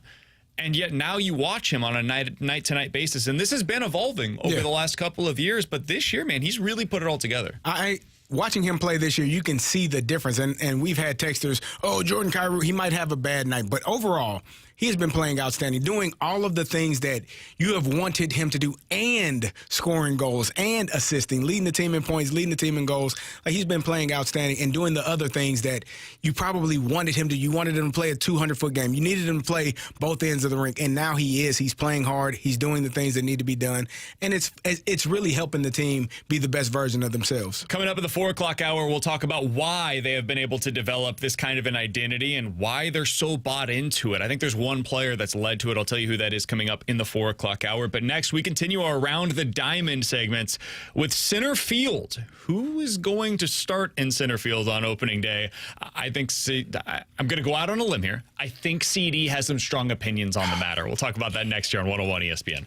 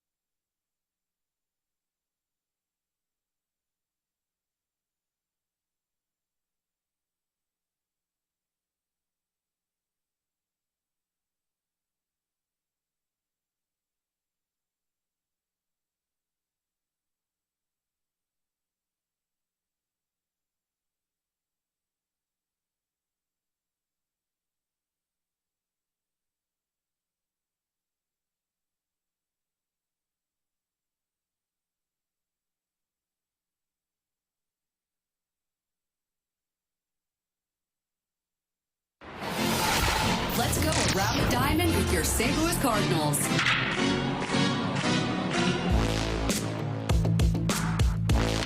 With Carey Davis and Andrew Marsh, I'm Brandon Kiley. Let's go around the diamond with Michael Siani.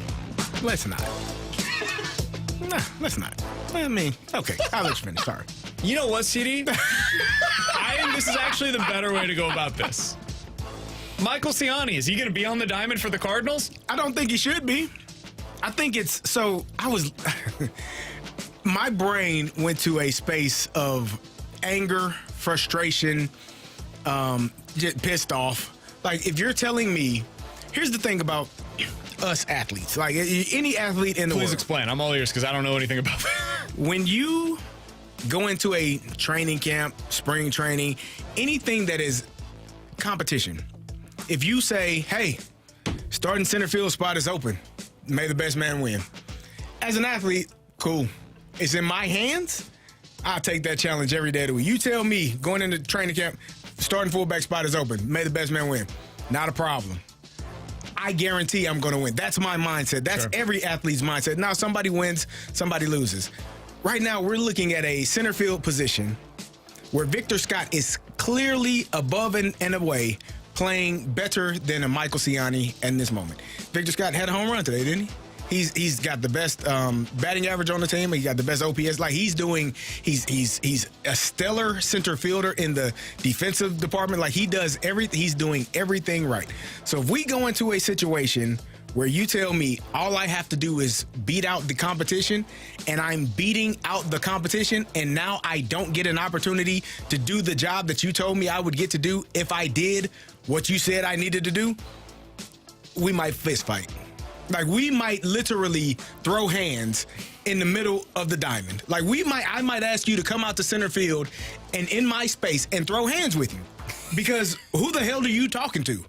As an athlete, all we ask for is honesty. Yeah. I don't ask for any handouts. I don't I'll earn everything I get. I will work for my food. I will do everything I need to do. But when I do it, you damn well better hold up your end of the bargain. Because if you don't, now we have a problem. I'll take this to a personal level. I remember when Mike Tomlin got to Pittsburgh, his first year, I got there in 2006. He got there in 2007. And he told me flat out in a meeting before the season started, before training camp, before anything, yeah, man, if you make the team, you're probably going to be the 53rd man on the roster. 52nd, 53rd. You might not be dressing every day. You know, is this how it is? Yep. And I asked him, I said, as a man, do you promise that I'm going to get a fair opportunity to earn a spot and to earn a starting job? Yeah, I promise you that. Cool. I walked out.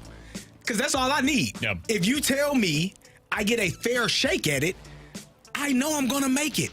And so I ended up being the starting fullback. I'm not the 53rd man on the damn roster.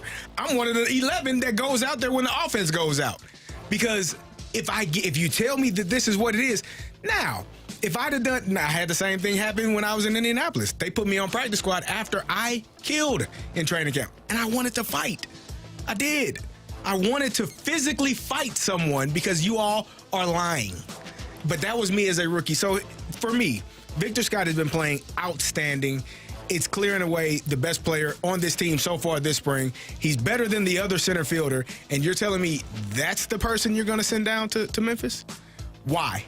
Are you trying to win? Are you trying to prepare for the future? Because if you're trying to win and you're trying to prepare for the future, that's a dumbass decision. What if I told you it's actually not Siani that's going to take his spot, but it's Lars Newbar and Alex Burleson that are taking his spot? Because I think that might be what's happening here.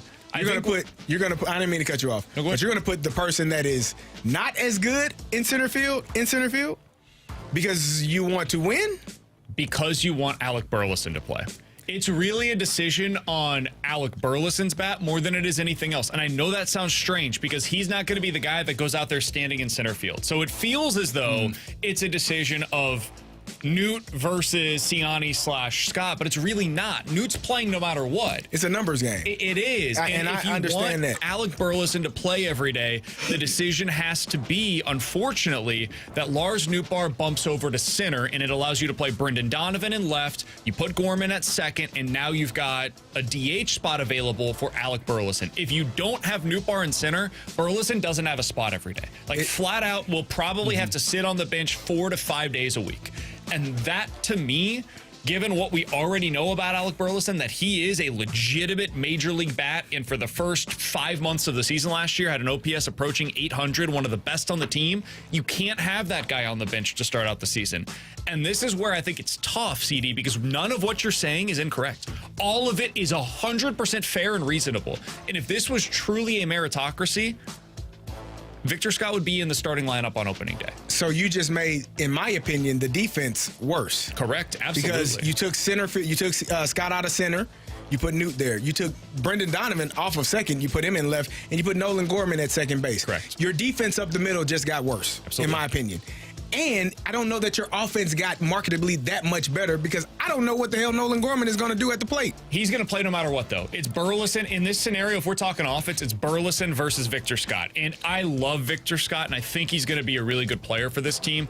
If you're telling me offense-wise, who do I think will be a better player for this team next year, I do think Alec Burleson will be better at the plate than Victor Scott. Okay. So I understand why people are upset, and I'm not telling you you're wrong, because I also don't like this. But it all goes back to the Nolan Arenado decision. Mm-hmm. If they had been able to trade Nolan Arenado, all of this is set to the side, and Victor Scott ends up winning the center field job, and we can go into opening day, and he's your guy. But it didn't go down the way that they wanted it to this offseason, and that forces these kinds of decisions. Like, I'll go back to what I said earlier. How do you not know that this is what you're ultimately going to decide to do? Like, all spring, it seems like, well, we have a center field, battle between Victor Scott and Michael Siani. No, you don't. But Newt's name has always been mentioned there as well. Right, but not like in the, hey, he's going to play center field all year. I think what they're going to do is if you're going up against a right-handed pitcher, you're going to see Burleson batting as the DH that day, and you're going to see Lars Nootbaar in center field. And if you're going up against a lefty, you're probably going to see Siani as the center fielder, and you'll bump everything else down where Burleson's out of the lineup that day. But because he doesn't hit lefties well. I just don't see Michael Siani having an extended role with this team for the next 5 years. I totally agree. So why is he even a part of the conversation? Because he's not starting every day. I don't want Victor Scott to be here if he's not starting every day. And I get that. I understand that. It's just like, why do we have to play this matchup game when, just have the guys go out and play? Hit against lefties, hit against righties. CD, last year, Burleson, do you think he earned the opportunity for this year? I do. I felt like, for me, Burley is the one that earned the spot, and Nolan Gorman hasn't. That's where I'm at, too. That, to me, is Nolan Gorman had an entire year. The thing that frustrated me about Jordan Walker is he didn't get an entire year. We got to watch Nolan Gorman fail for an entire season. And Burley get sent down. And finally get sent down. Whereas Burley performed well. Brendan Donovan he's starting. I don't give a damn where you put him at. He's starting somewhere. And Lars Nootbaar, for me, I felt like he was your left fielder. I agree. And it boiled down to, well, who plays better? Who's the better center fielder? Not who's better defensively, but who hits better. Because both of those guys, Siani and Scott, they are interchangeable, in my opinion, in terms of speed, ability to cover ground, track balls, and do all of those things in the field. But which one of those guys is going to hit better? And Victor Scott, far and away, has been the better hitter at the plate. His swings look better. His discipline looks better. He's driving the ball. He hit a home run today. He's doing all of those things. And so as a young player, the level of fury and frustration and just, I would be ready to choke someone out. Because how are you going to tell me that if you do this job well, you get the job, I do it well, and then I don't get the job? Man, who the hell are you talking to? I think you're not going to like my answer. I'll say that up front. It's the same thing as the Matthew Liberatore discussion, where this is your final chance. They need, they have said, hey, it's this youth movement. We've got runway for the young guys. I think they've actually kind of misled you in the way that they're discussing that, because it's not actually a youth movement. It's not actually runway for true young players. No, it never was. This is the last chance for some guys. This is the last chance for Nolan Gorman to emerge as a legitimate everyday player for us. This is the last chance for Matthew Liberatore to catch on as a potential starter for I think that is what this year is truly all about. Is it's time to make some decisions on Lars Nootbaar and Nolan Gorman and what is Jordan Walker going to be? Is he just potentially a good player, or does he still have that star potential for us? Right. I think that's really what this year is about. And Victor Scott, based on his contract, CD, just has more time. And in baseball, that is whether it's the contract, like a veteran such as a Steven Matz who makes $11 million a year, or the contract status of we have 6 more years of club control on you. That is what dictates a lot of these decisions, for better or for worse. For me, I think this is a total. CD's getting more and more mad as the segment if I'm continues. Victor Scott, I'm taking that bat and breaking some. What are we doing? Bo Jackson style, right over your head. Well, over somebody else's, maybe. I don't know. Maybe, possibly. What message does this send to the fans?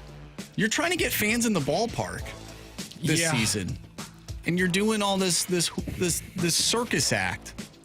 I think the mess. It's terrible messaging. It's bad messaging, but if they win, if they end up hitting because of it, people are not going to care a week or two in. It really comes down, a lot of what they've done this offseason, they need results, man. This team so badly needs results because all of the messaging was bad, and it started off in one direction and it ended in a very different direction. And now they're like trying to win. I would just like them to pick a lane. What is the lane? And that leads me to my other problem, because as a front office, as a team, management, your job is to find a way to win now, but also prepare yourself for the next 3 to 5 years.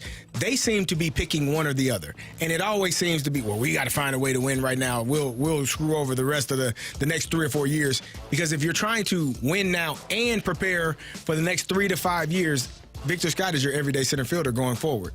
Like, in my opinion, just if he can do all of the things that he's been doing so far this spring, which we have no reason to not believe that that's the projection that he's on, then you're preparing for this season, which is putting your best defense on the field and preparing yourself for the next 3 to 5 years. And I don't think that they're doing both. Well, that also might play, though, into what you're saying is, okay, they know that he is the guy. We need to figure out the other pieces around the diamond, right? Correct. When you do That's that, how I feel about it. I understand that from that perspective. The mental aspect of but I sports get what you're saying. It's so heavy. And It is part so of this, heavy. CD, is that they're bad at evaluating talent. Like, they take so long to make these decisions, and part of it is because baseball, you need a long time. Like, it just takes these guys a while. It's like defensemen in the NHL. You might not know until they're 27. And good luck, man. But in Major League Baseball, you got to find out. You got to find out what your guys can do, and they take too long, and it ends up with Dylan Carlson having no value by the time you're ready to trade him, or Tyler O'Neill just being at the end of his rope and not being able to get anything in return for him, so much so that the guys that you got back have no role with the team a year and a half later. It's a tough place to be, but that's where they're at. All right, with Carey Davis and Andrew Marsh, I'm Brandon Kiley. For those of you that aren't understanding, okay, why are we talking about this? Okay, Katie Woo said earlier today in her updated projection for the opening day roster that she thinks Victor Scott would be on the outside looking in as of today. So that is her latest projection. That's why we're talking about the possibility of Victor Scott not making this roster on opening day. If you want to hear more from Katie Wook, you check out the podcast page, 101ESPN.com, or the free 101 ESPN app is where you go to find it. And then she was on with BK and Ferrario earlier today. All right, coming up next, NFL news and notes, including the Vikings potentially being interested in a 40-year-old quarterback. And I really want to hear CD's thoughts on the Cincinnati Bengals going all in on one side of the football. We'll talk about that next year on 101 ESPN.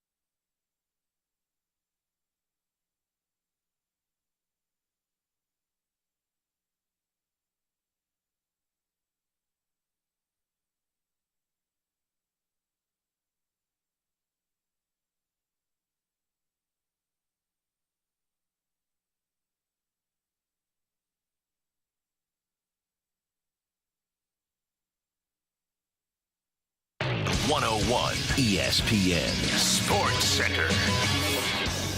I'm Andrew Marsh. It's time for a Sports Center update brought to you by Saliga Heating and Cooling. The Blues win 2 games over the weekend, a 5-1 victory over Minnesota and a 7-2 victory over the Anaheim Ducks.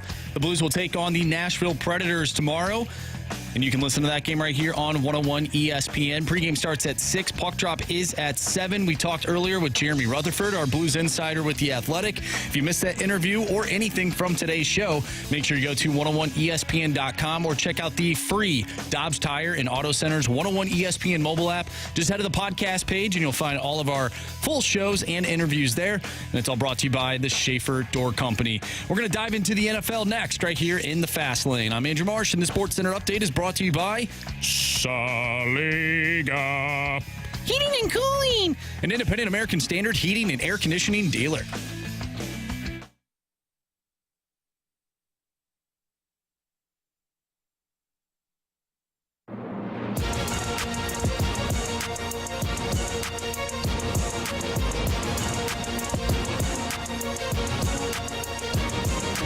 Some NFL news and notes with Carey Davis and Andrew Marsh. I'm Brandon Kiley. You've got the Fast Lane here on 101 ESPN. I don't understand what the Vikings are doing right now, CD.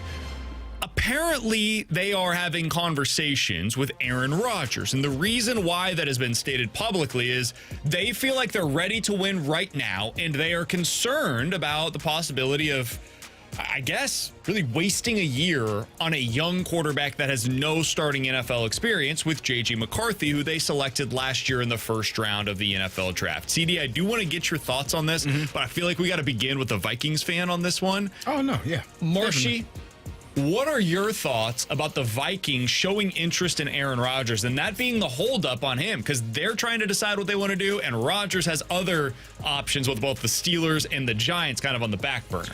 So I don't hate the idea by any means. I personally would rather see J.J. McCarthy because I think it moves up, his timeline, and I get to know whether or not he is a good NFL starting quarterback. I've heard a lot of good things about J.J. McCarthy, none of which have come from Carey Davis's mouth because he doesn't like him at all. But I think J.J. McCarthy is going to be a solid quarterback in this league. He played that type of offense with Jim Harbaugh at Michigan. He had a lot of great things to say about him. I'll take his word for it. He's with Kevin O'Connell, who is a quarterback's guru. If he can make things happen with Sam Darnold, I think he could do it with J.J. McCarthy. But if you bring in Aaron Rodgers, that shows me, okay, you believe that this team is a Super Bowl contender. Not that it can't be with J.J. McCarthy, but the question is, if you think you can win this year, do you want the Hall of Fame quarterback to come in and try and be that guy and do what Brett Favre could not? CD? Yeah, I don't know. I just said he's doing the Brett Favre. He's on the Brett Favre train. He's doing everything Brett Favre did. Play for the Packers, go to the Jets, and then play for the Vikings. That's what he's on.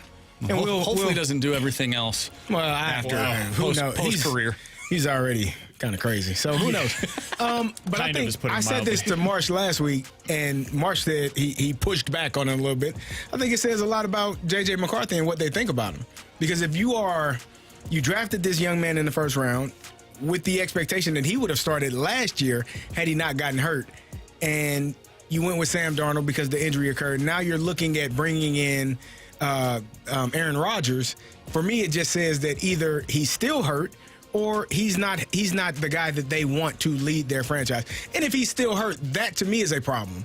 Because he tore his meniscus, correct? Mm-hmm. He didn't have an ACL surgery. He didn't have an MCL, PCL. Like, those are the injuries that take, longer time. A torn meniscus is not a year-long process. So I wonder if they found something in there that caused more concern. That, to me, is a strange issue if it's an injury, like you said last week, or more so if they drafted the wrong guy.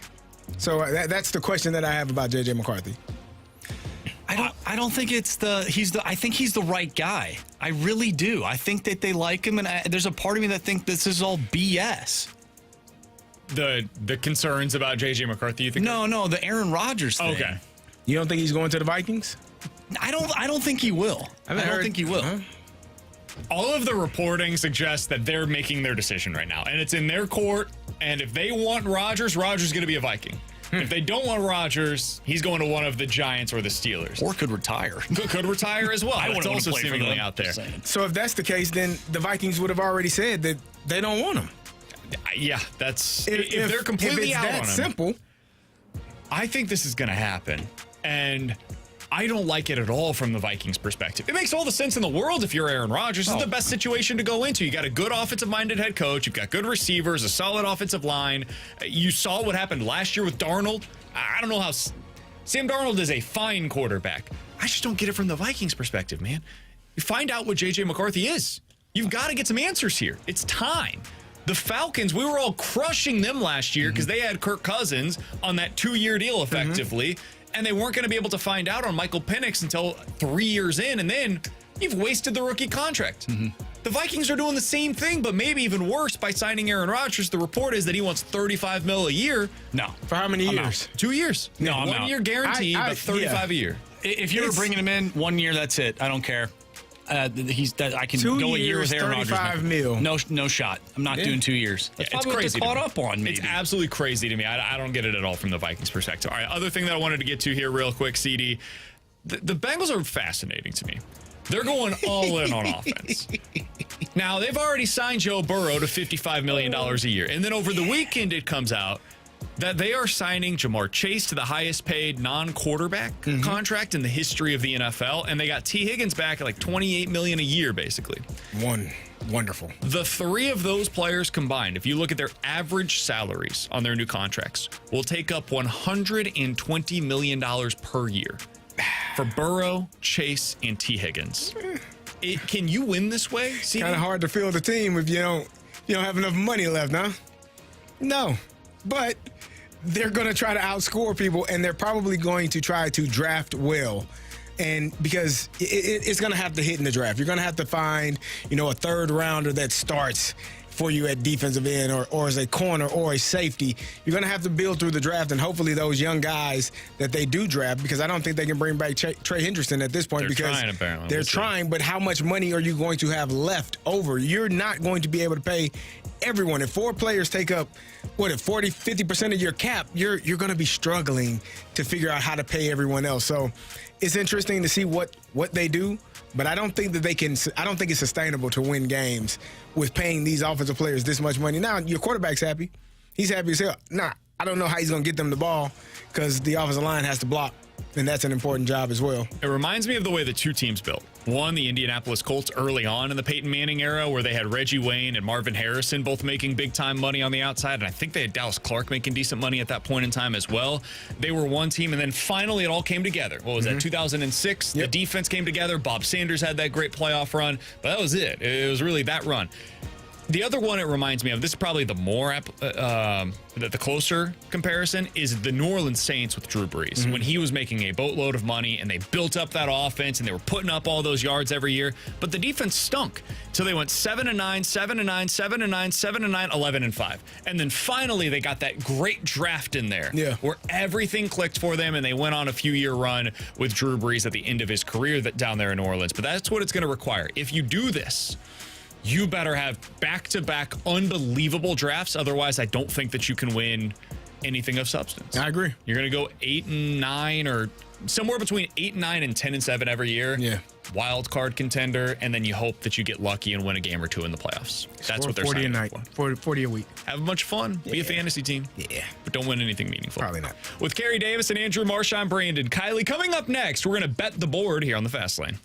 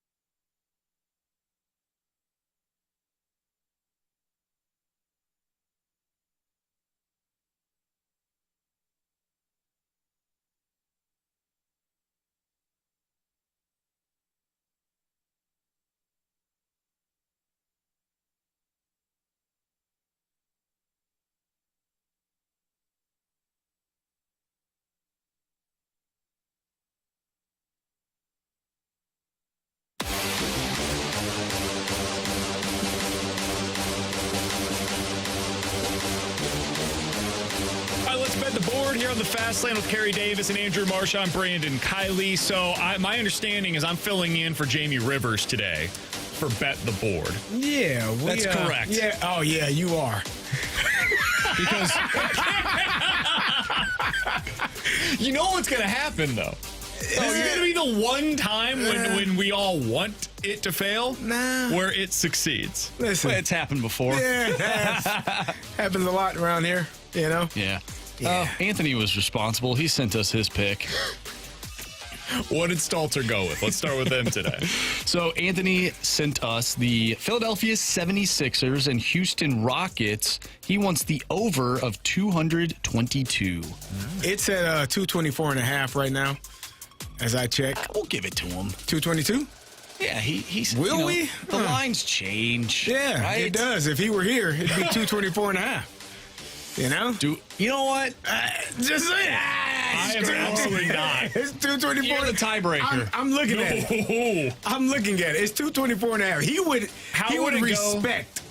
You know, if he was here, would he say I saw it earlier, or would he say that is the updated line? It wouldn't matter if he saw it earlier. Well, it has to happen now. Yeah, you're right, Carey. Right now. 224.5. Yeah, we'll let him know. All right. And we'll text him that after the segment is over. Yeah. Yeah, we'll let him know after the game's over and if he missed or not. There you go. It's on you, Marshy. All right, so I'm going to go with Jimmy Butler as the Golden State Warriors take on the Denver Nuggets tonight. Jimmy Butler, 30-plus points, rebounds, assists. They've been great since they traded for Jimmy Butler. It turns out an incentivized Jimmy Butler, a motivated Jimmy Butler, is a good Jimmy Butler. He takes teams to the finals and Eastern Conference Finals since he was in Miami. Give me the Golden State Warriors -4 versus those same Denver Nuggets that you just talked about. All right, our St. Louis Blues need a Calgary loss last night. That would be ideal for us. They're going up against Toronto, and the last time that these two teams met, William Nylander finished the game with a hat trick, and so for tonight, I am going with a William Nylander anytime goal. It's at +155. William Nylander for the Toronto Maple Leafs anytime goal against the Calgary Flames. We'll have 3. I like it. He might. Yeah, it happens that way. We got a text earlier asking if the Calgary Flames ever play hockey games. It seems like for 3 months, they've always been 2 or 3 games behind the Blues in terms of games played. And I thought, oh, okay. The Blues have about 4 days off heading into Pittsburgh. Yeah. Maybe this is when they catch up. That was not the case. Utah did. Vancouver did. Still not Calgary. That's what we've got for you today in Bet the Board. By the way, the NCAA bracket is going to be something that you're going to want to bet on, and it is set as of today. Get signed up to play in this year's Bracket Madness Pick'em Challenge at 101ESPN.com. Free to enter. This year's top scorer is taking home a $250 Amazon gift card and a 101 ESPN prize pack. See the contest rules and sign up to play at 101ESPN.com. Our Bracket Madness Pick'em Challenge is refreshed by Bud Light. Coming up next, we're going to get to the Gauntlet. Dave from Blue Note Roofing is in studio with us today, and he's going to join us for the Gauntlet coming up next here on 101 ESPN.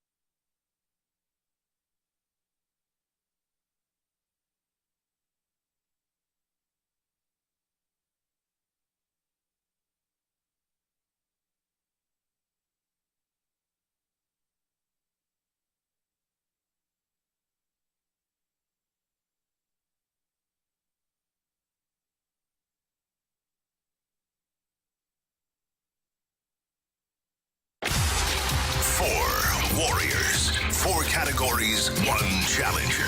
Can you survive the Gauntlet? Brought to you by Blue Note Roofing. Roofing, siding, and gutters. Visit BlueNoteRoofingSTL.com for a free inspection. All right, Dave with the Blue Note Roofing is in with us today. He sponsors the Gauntlet. He's going to be in for the Gauntlet today. How you doing, Dave? Tired. Yeah? Ever since the storms Friday night, we have been going 12, 13 hours a day, Saturday, Sunday, today. It's been hectic, but well worth it. We were ready for it. Yeah, it was a tough weekend, I know, for some of my wife's family. She's got family up in Florissant. They've got family in Chesterfield, and then family down in South County. So all three of them were hitting different areas. And I'm South County, too. There you go. So. Yeah, it's crazy, man. Well, if you need anything, Blue Note Roofing has got you guys taken care of. He's a proud sponsor of Curbside and the Gauntlet here at 101 ESPN. We appreciate everything he does with us. Dave, are you ready for the Gauntlet today? I was born ready. There you go.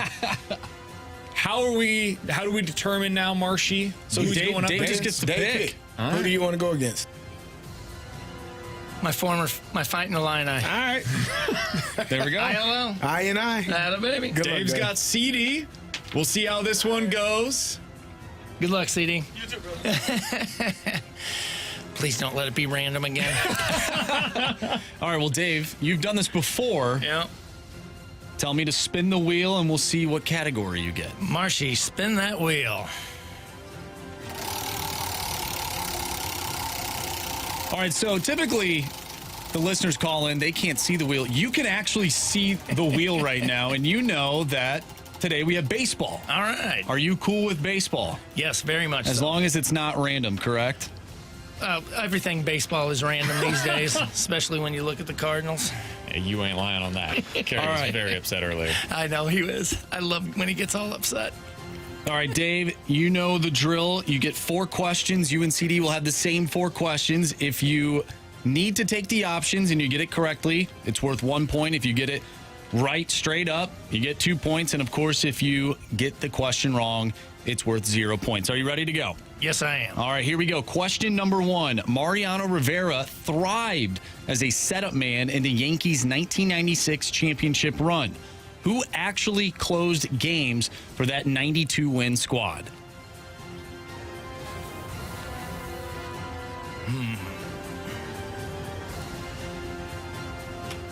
I have a pretty good idea, but give me the options, Marshy. All right, options are, and correct me if I'm saying this name incorrectly, John Wetland, Steve Howe, or Bob Wickman? Wetland. Final answer? Yep. Final answer. All right, question number 2. Can you name the current general manager of the Washington Nationals?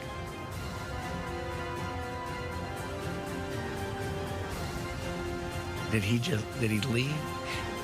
Give me the options. All right, is it A, Chris Getz, B, Sam Fold, or C, Mike Rizzo? I think it's still Rizzo. So I'm going to take option C. Final answer? Final answer.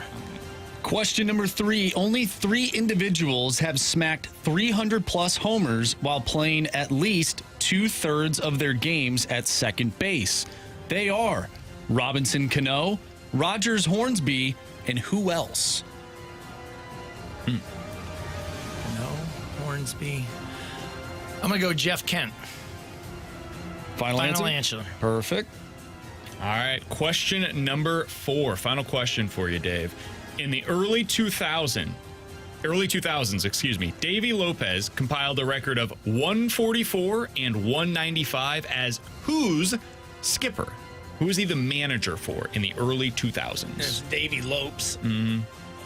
Davey Lopes in the early 2000s.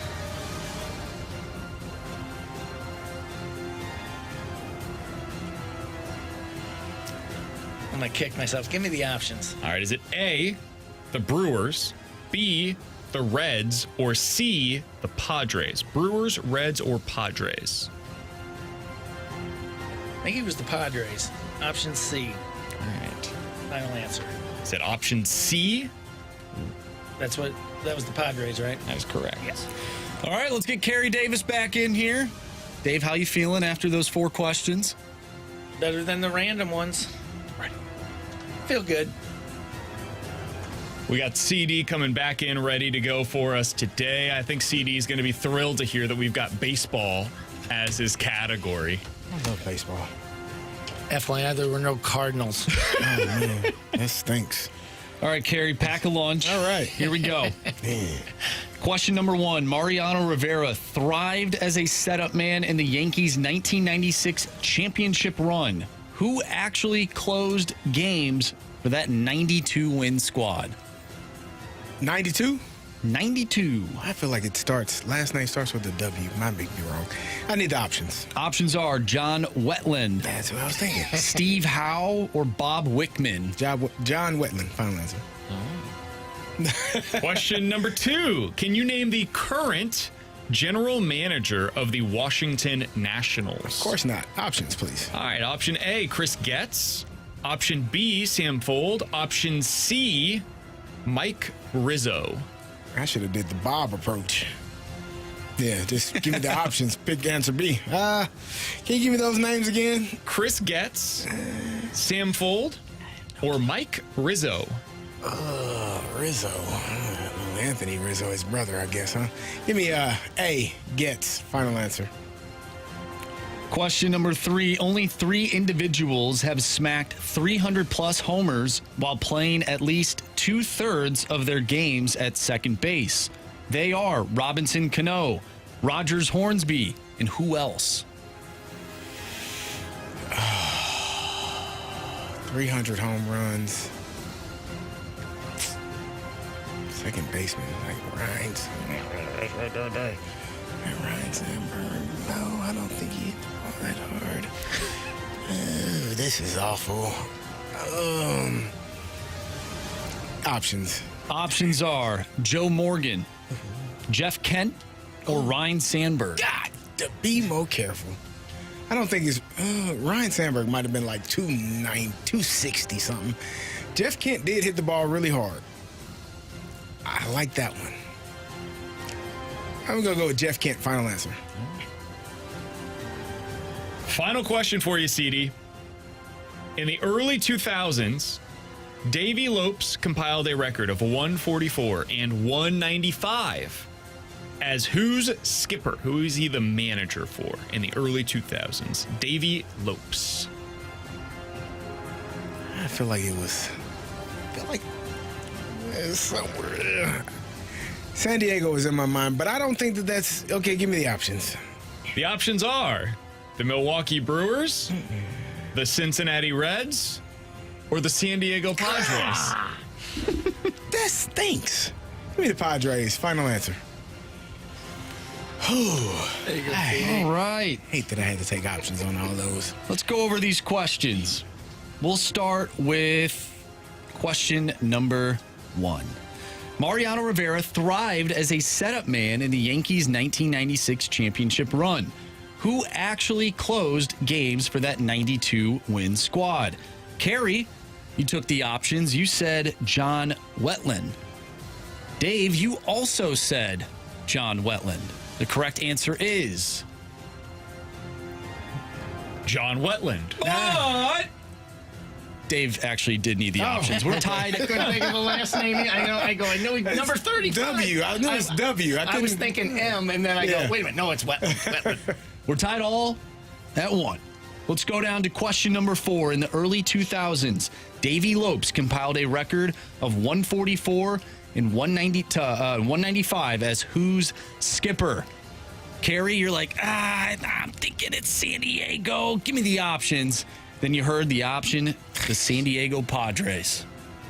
Dave, you also went with the San Diego Padres. The correct answer is the Milwaukee Brewers. He did coach with the Padres. Yeah, that's why I got confused. But he was not the manager for Yep. the Padres. Yeah. So, it is still 1-1. Question number 2. Can you name the current general manager of the Washington Nationals? You both took the options on this one. CD, you said Chris Getz. Dave, you went with Mike Rizzo. The correct answer is Mike Rizzo. Anthony Rizzo's cousin. Not actually, but. Dave is up 2-1. Final question. Only 3 individuals have smacked 300-plus homers while playing at least 2/3 of their games at second base. They are Robinson Cano, Rogers Hornsby, and who else? Carey, you took the options and said Jeff Kent. I should have just... Go ahead. Unfortunately, Carey, Dave also said Jeff Kent, but did not take the options. The correct answer is... Jeff Kent. Dave! You have chosen wisely. Ryan Sandberg did hit the ball hard, just not quite hard enough to hit 300 homers. Had 282 in his major league career. In Chicago. Yeah. That's right. Joe Morgan, 268. Jeff Kent was a great answer. Well done, Dave. Good job. Thank you. That was a nice job Dave. by you. Thank you. Dave comes in, beats CD. What a performance. Man. That's the way it goes. It is. Man, I got to go send the penalty box. That is true, yes. I totally forgot about it, but you brought it up, so we'll see you over there. I don't know what CD is more upset about today. The Michael Siani situation in center field or going over to the penalty box. Both are rough.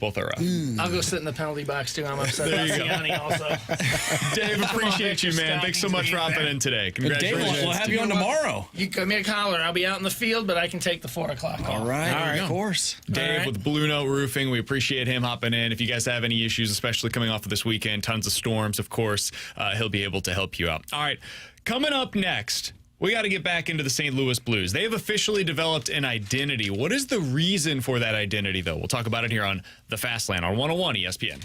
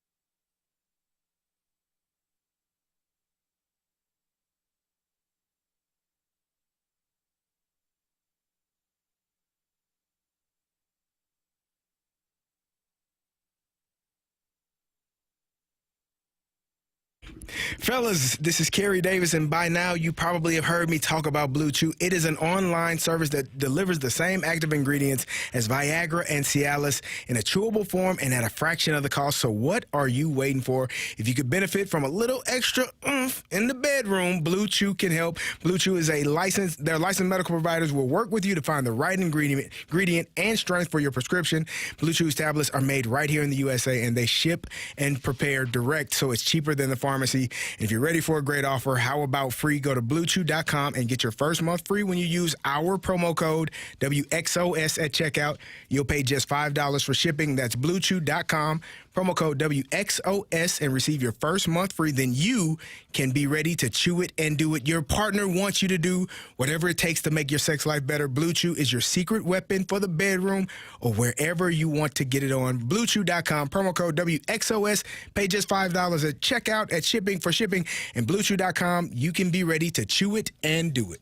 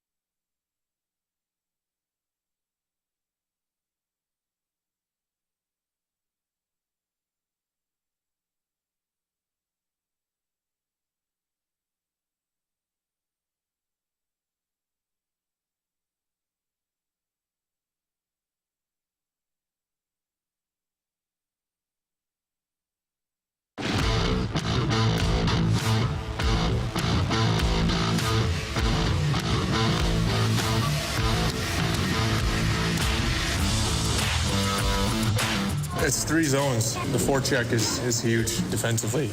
It sets everything up coming through the neutral zone, back into the D zone.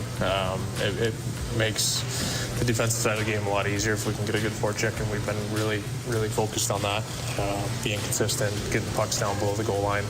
It allows us to spend more time in their zone and tire them out and make them change in three-quarter ice. And when we get into the zone, guys are sacrificing, guys are blocking shots and doing the things that are necessary to limit chances and limit those shots. It's selfless hockey, and it's been happening, and we're going to continue that. I know that. It's winning hockey. That's what the Blues are playing right now. That was Justin Falk after the game last night alongside Carey Davis and Andrew Marsh. I'm Brandon Kiley. You're listening to The Fast Lane here on 101 ESPN.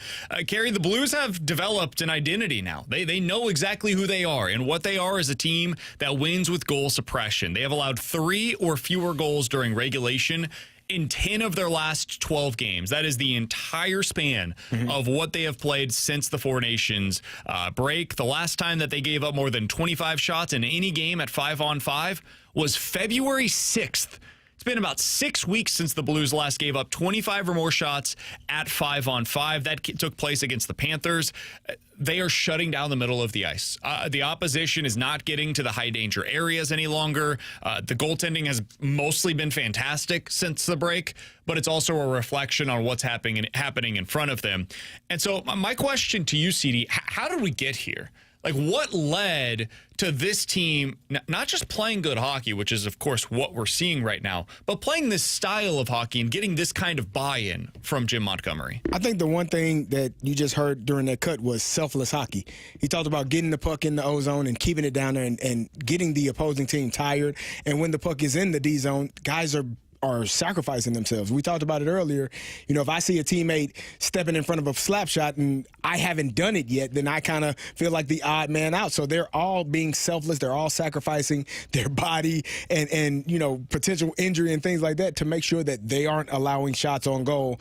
And then you got 2 goalies behind you that are playing at an elite level. I know Bennington had a rough night a few days ago, but all in all, they're all playing the same way. They're playing for one another.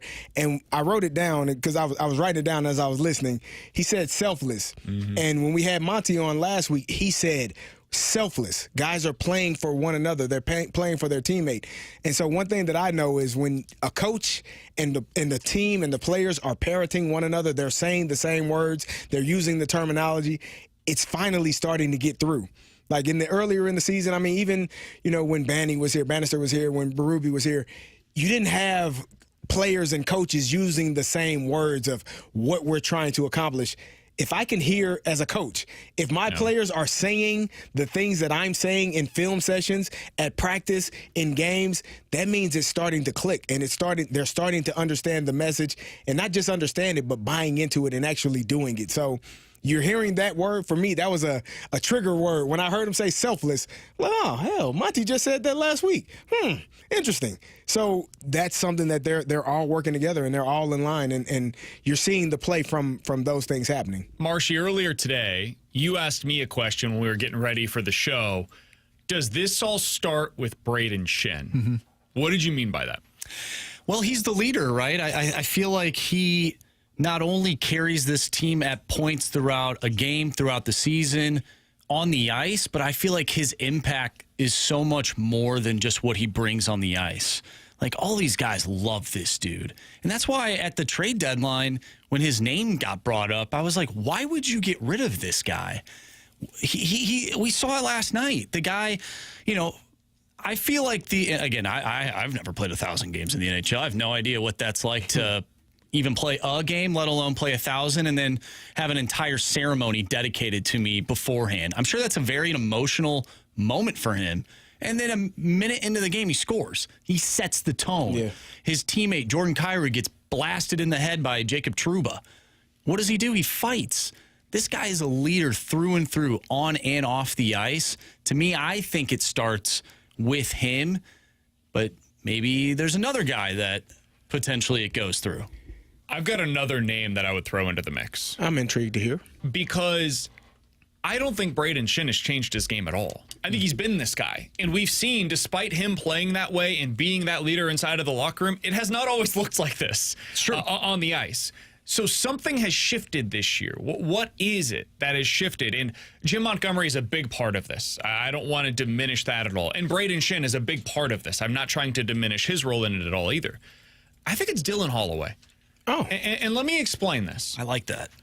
I think Dylan Holloway coming in and producing the way that he has and having the true 200-foot game and being able to utilize his speed and his shot and his physicality the way that he has, I think it's rubbing off on Jordan Kyrou.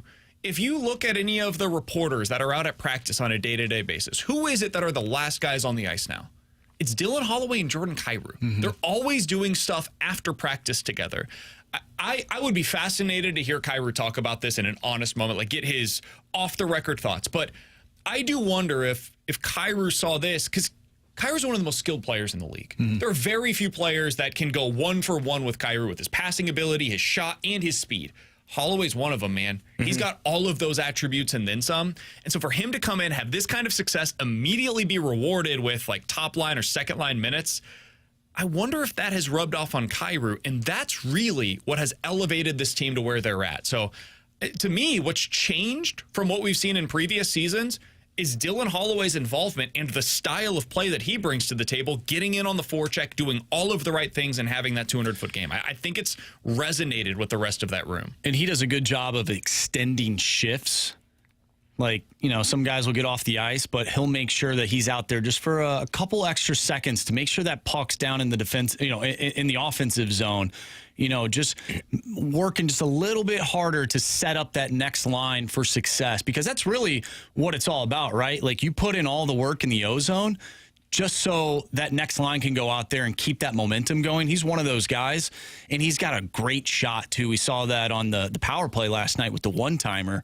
He has been definitely a huge bright spot for this team. I think another player that you could also mention, you know, we talk about Dylan Holloway with the forwards. I mentioned him earlier in the show, Cam Fowler with the defense. Definitely. I feel like he could be another one of those guys as well. Yeah, I was going to say Jordan Kyrou being the other one, but if you feel like it's the Dylan Holloway addition and that's kind of bringing the best playmaker or the best player out of him, I think it's all of it. I think it's Jim Montgomery. I think it's Braden Shin. I think they're all understanding. Like I said, even when Monty got here to begin with, it was still kind of lackluster at times. And you're like, what the hell is wrong with these guys? Mm-hmm. Like, why aren't they buying in? This is the third coach this core group has had in a 2-year span, and they're still not really doing the things necessary to win games on a consistent basis. And then finally, it's like it clicked. It's almost like overnight you just saw a different brand. Like, I don't know what the hell happened. Literally 2 weeks off. They came back and it was like they were the Monstars. Yeah. Like, they got a chance to practice. That's probably what maybe that's what it was. It may be, but I don't know how much practice they were having during that Four Nations tournament. Like, I think we probably underestate health in this regard as well. Yeah. I think Thomas, Booch, and Broberg became healthy versions of themselves. And so you're seeing a team, in my opinion, like I said, Marshy will tell you, this entire year, I have literally said, I am not riding the roller coaster. Mm-hmm. I will not get on. I don't give a damn how fast or how high it goes. I don't care about it. Just let me sit here and watch from afar. And now I'm like in line. Yeah. Like, I'm like, oh, that checking if you're tall enough to ride the ride. That roller coaster looks pretty damn good now. I might want to get on. It looks like it goes fast, and I might be really excited. And so that's where I'm at. This team has brought me in to make me say, okay, I'll stand in line and I'll wait for my turn to get on the roller coaster. I will tell you, I was told that I'm not allowed on the ride, so I hope you enjoy it. You just watch from afar. You don't even get in line. You just stand. I'll tell you about it when I get off. The Velocicoaster is about to take off, and they told me, hey, go back the other direction. You're not allowed here. You're actually on the water. It's not even a roller coaster. It's like one of those rides where it goes up and then it comes down and sprays everybody. You're just the guy who's standing there on the bridge waiting to get wet. Sure. Like, you're just having fun, but from afar. Yeah. I'm watching as you guys are going down Splash Mountain, and I'm just... There you go. Overall, though, like, I will say, if this team ends up not making the playoffs because another team just played better for whatever reason, and they end up missing by a couple points, let's say, I am impressed with what they've been able to do at the tail end of the season and make me believe that this team can play playoff-style hockey. And I think that's good for the retool. And I hope the Cardinals can get to that version somewhat of this version this upcoming season. Totally. The most important thing for the Blues this year was not making the playoffs. It was seeing this. Yeah. It was seeing this style of hockey. Even if, to your point, if they end up 2 points out, whatever, that'll suck. You would rather see them in the playoffs, and you want to see how they stack up against these other teams. And there's some lessons to be learned there as well of, okay, what do we still need to get to? What are we missing?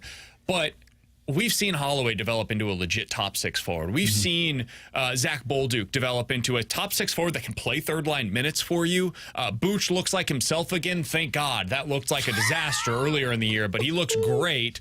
And Jordan Kyrou, you mentioned him earlier, CD. I think it's everything, right? You mentioned it's Jim Montgomery, it's Braden Shin, it's Dylan Holloway. I also think it's just timing. The timing was right. I'm curious, CD, and we'll get to our thoughts on Mizzou and Illinois coming up after this, but did you play with guys that had to hit rock bottom before it clicked for them? Because I do wonder if there's some of that with Kyrou where he was putting up the points, don't get me wrong, but at times for some Blues fans, it felt like empty calories. And once that Berube thing happened where he got booed on home ice, it seems like everything shifted in his game basically since that point. I think it's different. It's different, right? Because he got a contract. You knew that he was going to be here. More times than not, when a guy is not performing well or, as you said, hit rock bottom, they has get fired. Sure. You don't get to have a swan song and come back and become the hero after you were the villain. Sure. Like normally, you become the villain and people hate you and people don't want you around, and then you're no longer around. You find another You're traded team. or literally fired. You're literally fired or traded. So for him, I think it is, but I also think it's a maturation process. Like I think he's maturing both in age and his game. Like he's understanding that it's not just about the highlight reel scoring. Like that's wonderful. I can do that. But my team needs me to do this in order to win. And I think that that's what you're seeing from him. You're not just seeing the player that is playing. And I don't think it's selfish because that's how some of the – I talk to Jamie. Jamie and I talk about this all the time. There are literally star players in all sports that have blinders on. They don't give a damn about what's going on. Like, it's – I envy it to a degree because I wish I was that locked in and that damn good to be able to not give a damn about what anybody else has got going on. And I think Jordan Kyrou has some of that ability, but he has opened up those blinders, and now he's seeing – everything, not just for me, but for the team. And you're seeing a better version of him, which is also what he needed to see. No doubt. Like, you tell me I can do all of these things and I'm still going to be as good as I have been? I don't believe you, but I'll try it. And now you're seeing it like, oh, crap, I can. And the game is better. My game is better. My team is better. And so I think that's the version of Jordan Kyrou that you're getting right now. And that goes back to what we talked about at the beginning of the segment about team defense and that being the identity. I don't think that's just the case for Jordan Kyrou. I think it's for some of these other players as well. They're starting to see, okay, if I play this style of game, it will lead to success. And I think the entire team is finding that, and they're finding the game to be fun, which is important. You can be as process-oriented as you want. If you don't get the results, eventually you're going to question that process. Indeed. And the Blues are starting to get the results, and that's ultimately what they needed to see. All right, with Carey Davis and Andrew Marsh, I'm Brandon Kiley. CD can come out of the penalty box now. We can get back over here because we got to talk about Mizzou and Illinois. How do they avoid a first-round upset? We'll talk about it next year on 101 ESPN.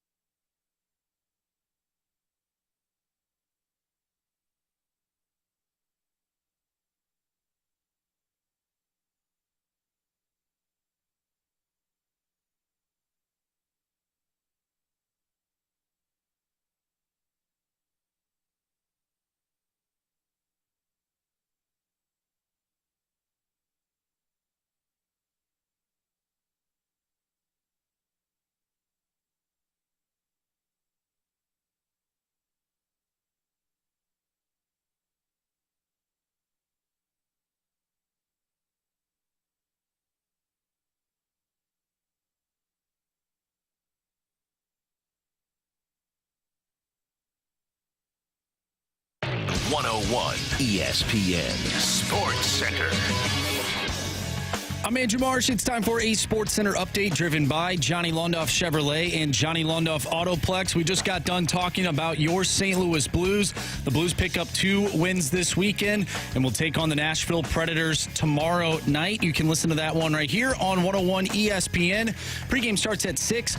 Puck drop is at 7. City SC with a 1-0 victory over Seattle this weekend. They start the year off with 4 straight clean sheets. A great start for City SC. Also, yesterday, Selection Sunday, the bracket is set. Mizzou will take on Drake, and Illinois will take on either Xavier or Texas. How do the Tigers and Illini avoid a first-round upset? We'll talk about it next right here in the Fast Lane. I'm Andrew Marsh, and this Sports Center update is driven by Johnny Londoff Chevrolet and Johnny Londoff Autoplex. See them at londoff.com. Chevy, together we drive. Are you kidding me?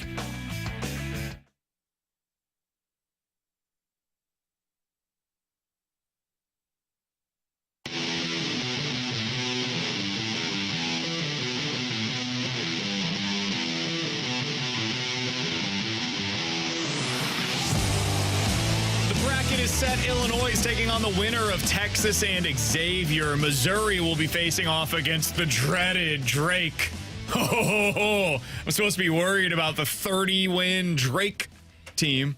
We'll talk about that here in just a moment with Carey Davis and Anthony, God bless it, Andrew Marsh. I'm Brandon Kiley. Got the Fast Lane 101 ESPN. Let's start with the Illini side of things, CD. Yeah. When you saw the draw that they were going to be facing off against one of the first 4 teams, what was your reaction? I was excited. You got the winner of Texas or Xavier. What was your reaction to that? I was excited. I was excited about the entire side of the bracket. I thought, being in the Midwest, I felt like that was a good bracket for them. That was a good side for them to be in. I said, I'm not as concerned. I know Kentucky is good. I know Tennessee is good. But I said it earlier, the SEC has kind of beaten each other up all year long. They've been... You've had really good teams go on runs, and then they've kind of stumbled down here lately. So I'm not too afraid of either one of those teams. And so, I'm excited about where the Illini sit right now. I think this is a team, and we talked about the same thing with Mizzou. Both of these teams, you wouldn't be surprised if they lost in the first round, if they made it to Elite 8, to the Sweet 16, and then made it to the Elite 8. You wouldn't be surprised. You'd be like, yeah, that's probably the ceiling of that team. I think that this team, if they are playing their best game, if they're rebounding the ball, if they're playing, inside and outside, and they're doing all of the things that they can do and have shown me that they're capable of doing, I think this team can be an Elite 8 team with the potential to make it to the Final Four. My one concern is that first 4 thing. Yeah. I think it throws things off a little bit. At least one of the first 4 participants has advanced to the second round in 12 of the past 13 tournaments. I got to find it somewhere else, BK. 5 of those have advanced the Sweet 16. 2 went on to the Final Four. I can't explain why this is. Maybe it's something about momentum, finding yourself, getting into that environment of the true win or go home, win or your season is over, getting into that. I think sometimes it's as simple as, hey, these are teams that have a new lease on life. Like for the last month of the season, teams like Texas, Xavier, North Carolina, they've been wondering, is their season going to continue or not? Did we do enough to get the opportunity to continue? And now you get to dictate it. CD, you mentioned it earlier today with the Siani situation in center field, Victor Scott versus Siani. If you tell me what I need to do, I now take that into my own hands. Right. So if you're one of these teams that's playing in the first 4, it is truly up to you how much longer your season will continue. So I guess maybe there's something about that, but that's a pretty significant trend. 12 of the last 13 tournaments, you've had one of these teams that plays in the first 4 advance at least to the second round. BK, you got a couple other teams that are playing in the first 4 that they can choose from. They don't have to be the Illini, the team that Illinois plays. I just want to put North Carolina, pick them. They are a good team to make a run into the Elite 8. That's a storied program. They've been there. They've done. Pick them. That's going to be the one, right? Texas or Xavier. Yeah. Nobody wanted them in the tournament, and now they're going to be in like the Elite 8 or something. That's typically the way this thing goes. I agree with you. Illinois, I do think they will advance. I also think they've got a chance against Kentucky. Kentucky's had a weird finish to the season. They just, at times, they're honestly the mirror image of Illinois. At times they look amazing, and then there are other times that they look as though they've never played together before. So they've got a chance to be able to advance. Mizzou, I've seen the reaction, Missouri fans. I've seen you. I'm one of you. I don't have your same fears about this team.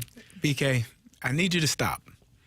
Because I said earlier, you got to stop. You got to just say, I'm going to give you some coach speak, okay? Please, yeah. Because here's the thing. What you say is, now this Drake team is a talented team. You know, they got some good players. They work hard. What they do well, you said earlier, they slow the pace down. They are the slowest tempo team in the country, which is like, it's brutal. Which could be difficult for Mizzou at times. These are the things you say. You don't say, they stink, they're small, they slow the game down, it's a boring game to watch, boring brand of basketball. Mizzou should be in the passing lane, and we should win by double digits. I'm just for your sake. You're a Mizzou grad, correct? I am you indeed, love the Mizzou Tigers. They got a lot of money from me. Yeah, I just got done paying them. I paid for my daughter. Oh God, I'm so happy. But just for your sake, for your Missouri Tigers, okay? For my daughter's sake, she's a Missouri Tiger. I want this for you. I don't want these people in the snake pit to come after you like they did after you put on that damn hat last week, okay? I've got good news. Okay, go ahead. I don't dictate what happens in these games, so don't? I can tell you what I'm about to say. Yes, Drake plays a weird tempo. Their coach is a really good coach. He was at Northwest Missouri State. I have a bunch of buddies that went up there, they didn't play basketball, but some of them played football there, so they are familiar with he's a really good basketball coach, a really good coach. I think he's going to go on to get a pretty good job. I wouldn't be surprised if he's in the running for the Iowa job, for example. And I think he would do a good job there. But they don't have the dudes. Eventually it comes down to, do you have the guys that can get the job done? I don't think Drake does. They play slow. They turn the ball over like crazy offensively, which is not something you want to do against Mizzou. For as much as people are talking about the way that Drake can dictate the tempo of the game, so can Mizzou. Yeah. They can speed them up, especially with those turnovers, get into transition, and eventually it just becomes a Mark Mitchell's 6'8", 230 pounds, and you have nobody that's that size. And he's the 4 on Mizzou. How are you defending that? Mizzou's game plan on this should be really simple. We are going to continue to drive at will to the lane, and as you suffocate the lane, we're kicking it out. Yeah. And now we've got Caleb Grill and Tamar Bates and Jacob Cruz and these guys that are hitting the threes, and then eventually it gets to the place where Drake just doesn't know really what they should be doing. What is the game plan now? They have not gone up against athletes. They have not gone up against a team as good as Missouri all season long. That is not an opinion. That is a fact. The best team that Drake has played this year is Vandy. The second best team that they have played this year is probably Kansas State, and they were so bad that Coleman Hawkins was crying after they left the tournament because of how miserable the season was for them. So, yes, credit to Drake, 30-3, great season. They deserve to be here. Text from the 636. They're not winning this game. They're losing by double digits. That's the BKO that I was looking for right there. Drake's winning it, got it on my bracket. Yep. I you tried. and everybody else. You're not going to be alone in this regard. They're a trendy pick right now. I tried. Just so we know, Snake Pit, text line, I tried to stop him. Now, if Mizzou loses, I'll be dancing. But I feel bad for you. Last thing on this CD.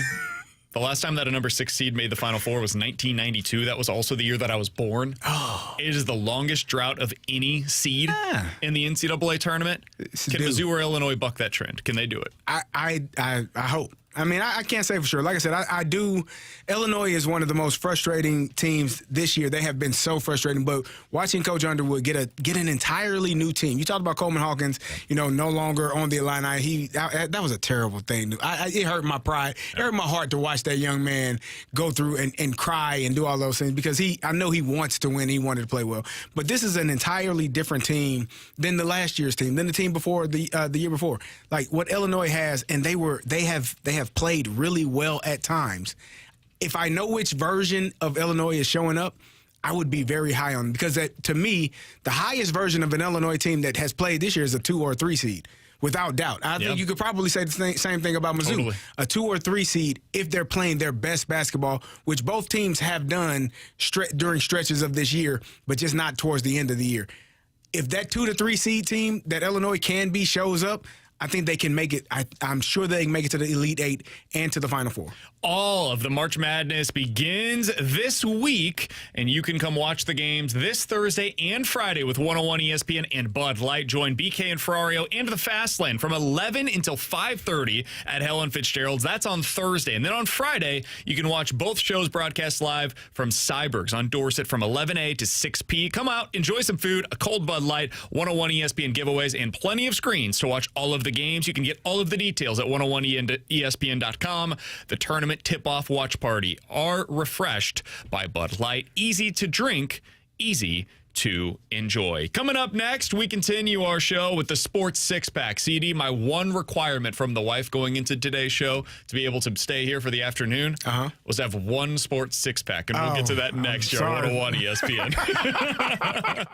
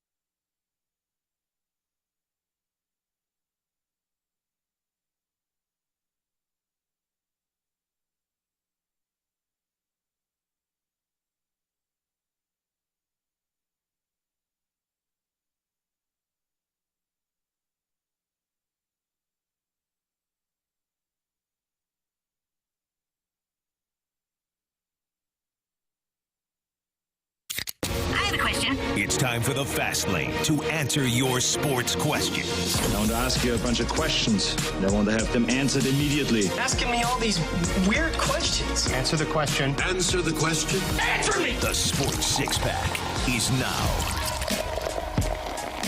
All right, let's get into the Sports Six-Pack. 314-399-9646 is the Air Comfort Service text line to get your questions in. You can also check us out, youtube.com/101ESPN STL, the Air Alliance Team YouTube chat. The Snake Pit is available for you guys over there. Question number 1. All right, let's start off with that's actually Grant Francis Fan Club. The Grant Francis Fan Club. Is there any other sports city with 2 franchises that are as different as the Blues and Cardinals? Here's some context. Blues have a clear plan, develop their prospects, win most trades, and communicate well to their fans. The Cardinals do none of those. I think we would have to be in those cities. What about Kansas City? Is pretty much, well, you got the Royals and the Chiefs. It was that way for a long time, where it was like the redheaded stepchild was the Royals. It's not that way any longer. People get mad at me when I say this, Carey, so we'll just take these down. It'll just be you and me talking. All right. I actually think the Cardinals and the Blues are closer than people give it credit for. I think that we are a year ahead on the Blues from where we will potentially be for the Cardinals. Let's see what this year looks like. If they suck this year and none of the young players are any good, then yeah, they're going in diverging paths. But right now, I actually think they're a little closer than people say. All right, we could pull these back up. I think thank you. I think the reason why people assume that they are so far apart is the transparency part. Like with the Blues, you feel like Army is open, honest, telling you exactly what the plan is. Hey, this is not a team that is, maybe we finished third in our division. Like that's who Army has been. Whereas it feels like Mo at times has been condescending, very not transparent. You didn't even have a end of season presser 2 years ago or last year. Like there are missing parts or missing elements that come from the Cardinals that you don't get from the Blues. It's more open, it's more honest, and sometimes it feels like the Cardinals like, well, what the hell are we doing? I think some of that is the sport. Do you? Because I think when Army goes and signs Broberg and Holloway and tells you we got these young guys, this is our expectation for them. And then you got the Cardinals, Victor Scott, Michael Siani, or I don't know, Alec Burleson is keeping both of them from playing. Wait, what? He's playing center field now? Maybe. I don't know. Hell, maybe tomorrow. And what I mean by that is like hockey versus baseball. Yeah. I think there's some of it that like hockey culture is one thing, baseball culture, especially modern baseball culture, is another. Like you look up in Seattle, maybe this is the example. Seattle, when you look at the Mariners and the way that Jerry Dipoto talks to their fans, where he says, hey, we want to win 57% of our games. That's it. That's all. That's our only goal. Versus the Seahawks, where they've got John Schneider who's talking to fans, who is very much like a Doug Armstrong type. Yeah. Maybe that's the example that is dissimilar. And the 424 says Army talks to you, Mo talks at you. I think there's a lot of truth to that.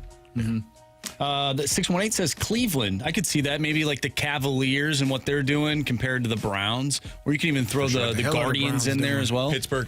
Yeah. I don't know what Pittsburgh is doing either. We got to figure some things out. We need a quarterback. Not one named Aaron Rodgers. Unless it's Aaron Rodgers. Then I'm cheering for him. You want to get to a second question today? Yeah, we'll go to I don't know how this happened. Question number 2. All right, real quick here from the 636. What underdog team will make the Sweet 16, Elite 8, and maybe even the Final Four? I've got UCSD. I feel like when I first... It's been a hot team. Yeah, I hate it because when I first filled out my bracket, I was like, UCSD is my squad. They turn everybody over. Now everybody has them. So I feel like I'm just on a train with everybody else, but that's my squad. They're a 12 seed. It's always going to be like a 14 seed or a 15 seed, right? That has to be the team that surprises some people. Or what about a 10 seed? Is that too high? Is New Mexico too high? Is that a team that That'd be a Cinderella? Yeah, New Mexico. I would go with them. UConn, I don't think it could be because they've won national championship. I feel like typically if it's a blue blood or a Power 5 conference, that almost disqualifies. Yeah. It's got to be a mid-major. Nah, well, we'll see. The other one I've got, McNeese is another team that I would throw in here. All right, let's talk a little bit more about the tournament. We've got our friend Derek Stevens with Circa Sports. He's one of our friends that helped create the Circa Sports in Illinois app. He is going to join us, talk about what this time of the year is like in Vegas and how he sees Mizzou's draw in this year's tournament as well. Derek Stevens from Circa joins us next here on 101 ESPN.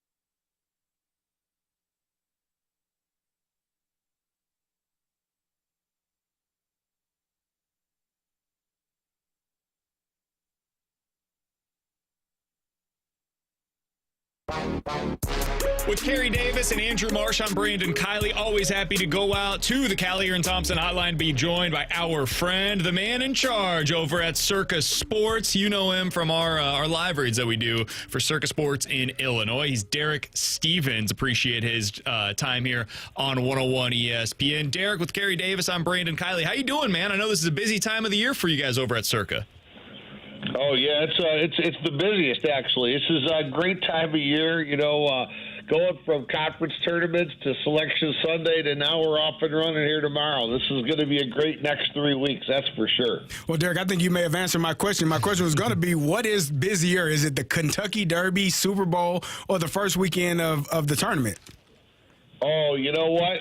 That's not even close anymore. It used to be, but now this weekend has taken over as the number one weekend in Las Vegas. It's the number one betting event Now, Super Bowl's a single game, but this first 4 days in March Madness is the number one betting event out there now. College basketball has just been so great to watch, and it's so much fun. It's really taken over as the number one weekend. All right, Derek, let's get right to it, because here locally, I'm a Mizzou fan. I'm a Mizzou grad. They've got Drake in the first round. That's the game that I'm going to be most drawn to.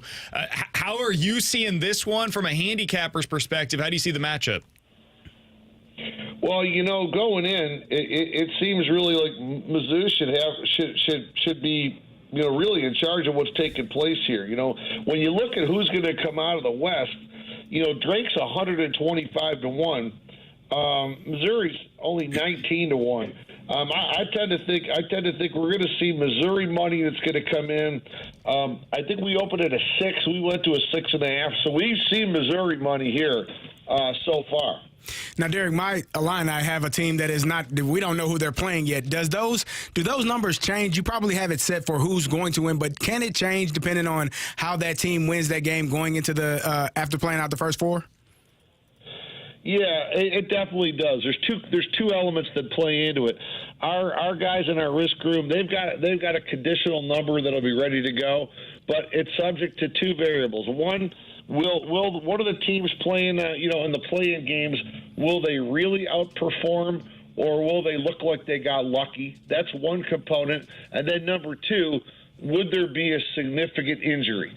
So those are the 2 things that could change what they expect that number to open up at, on a Thursday or Friday game once they get through the plan.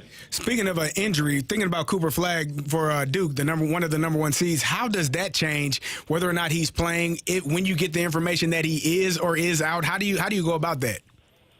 Yeah, boy, it was crazy the other day when he went out. To win it all, Duke was about plus 310. And then all of a sudden he goes out and it shoots up to like plus 450 because no one really knew the extent of the injury. But now, it looks like, whether he plays on round 1 or not, it doesn't seem like that really makes that much of a difference. Duke has come down now. They're back to plus 350, and they're still the favorite overall at this point in time. So I think the way the market's assessing this is that Flagg's injury is not severe, and he will be playing at least by the second weekend of the tournament. Derek Stevens is joining us here on 101 ESPN. He's with Circa Sports, joining us here on the Fast Lane. Derek, when you look at a tournament like this, I'm curious from your guys' perspective as handicappers, how much do you look at some of the trends that have taken place in the tournament in previous years? Because they obviously don't necessarily apply to these teams that we're about to watch, but their historical precedent for seed lines, for example. How much do you guys take that stuff into account, if at all?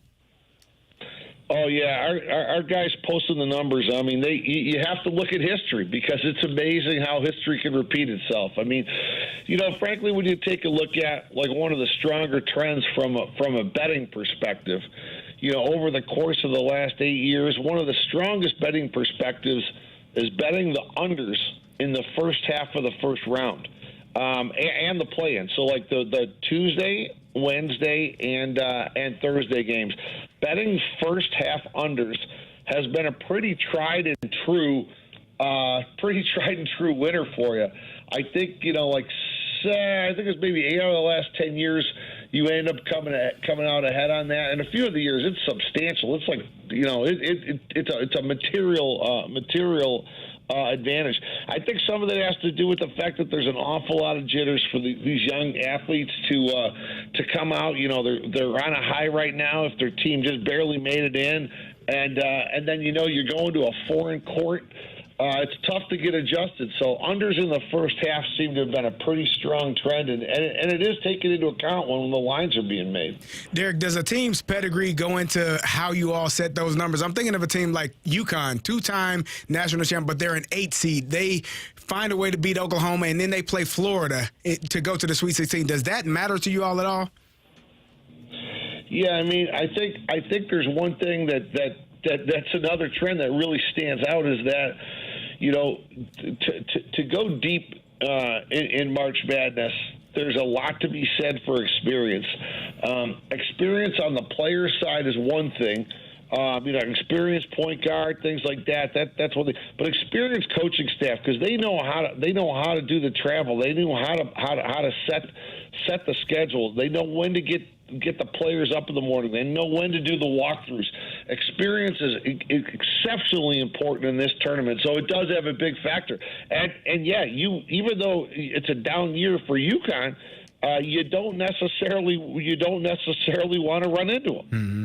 Hey, all right, Derek, we'll get you out of here on a couple last things. First of all, people have a lot of different betting options nowadays. They can go to a number of different apps. I personally love the Circa Sports app in Illinois because of the money lines. And this time of the year, especially if I'm going with an underdog, I'm going with the money lines. This is when I love using that. But for you, what do you think that sets Circa apart for people that are in town right now, potentially putting some money down on these games over the next few days?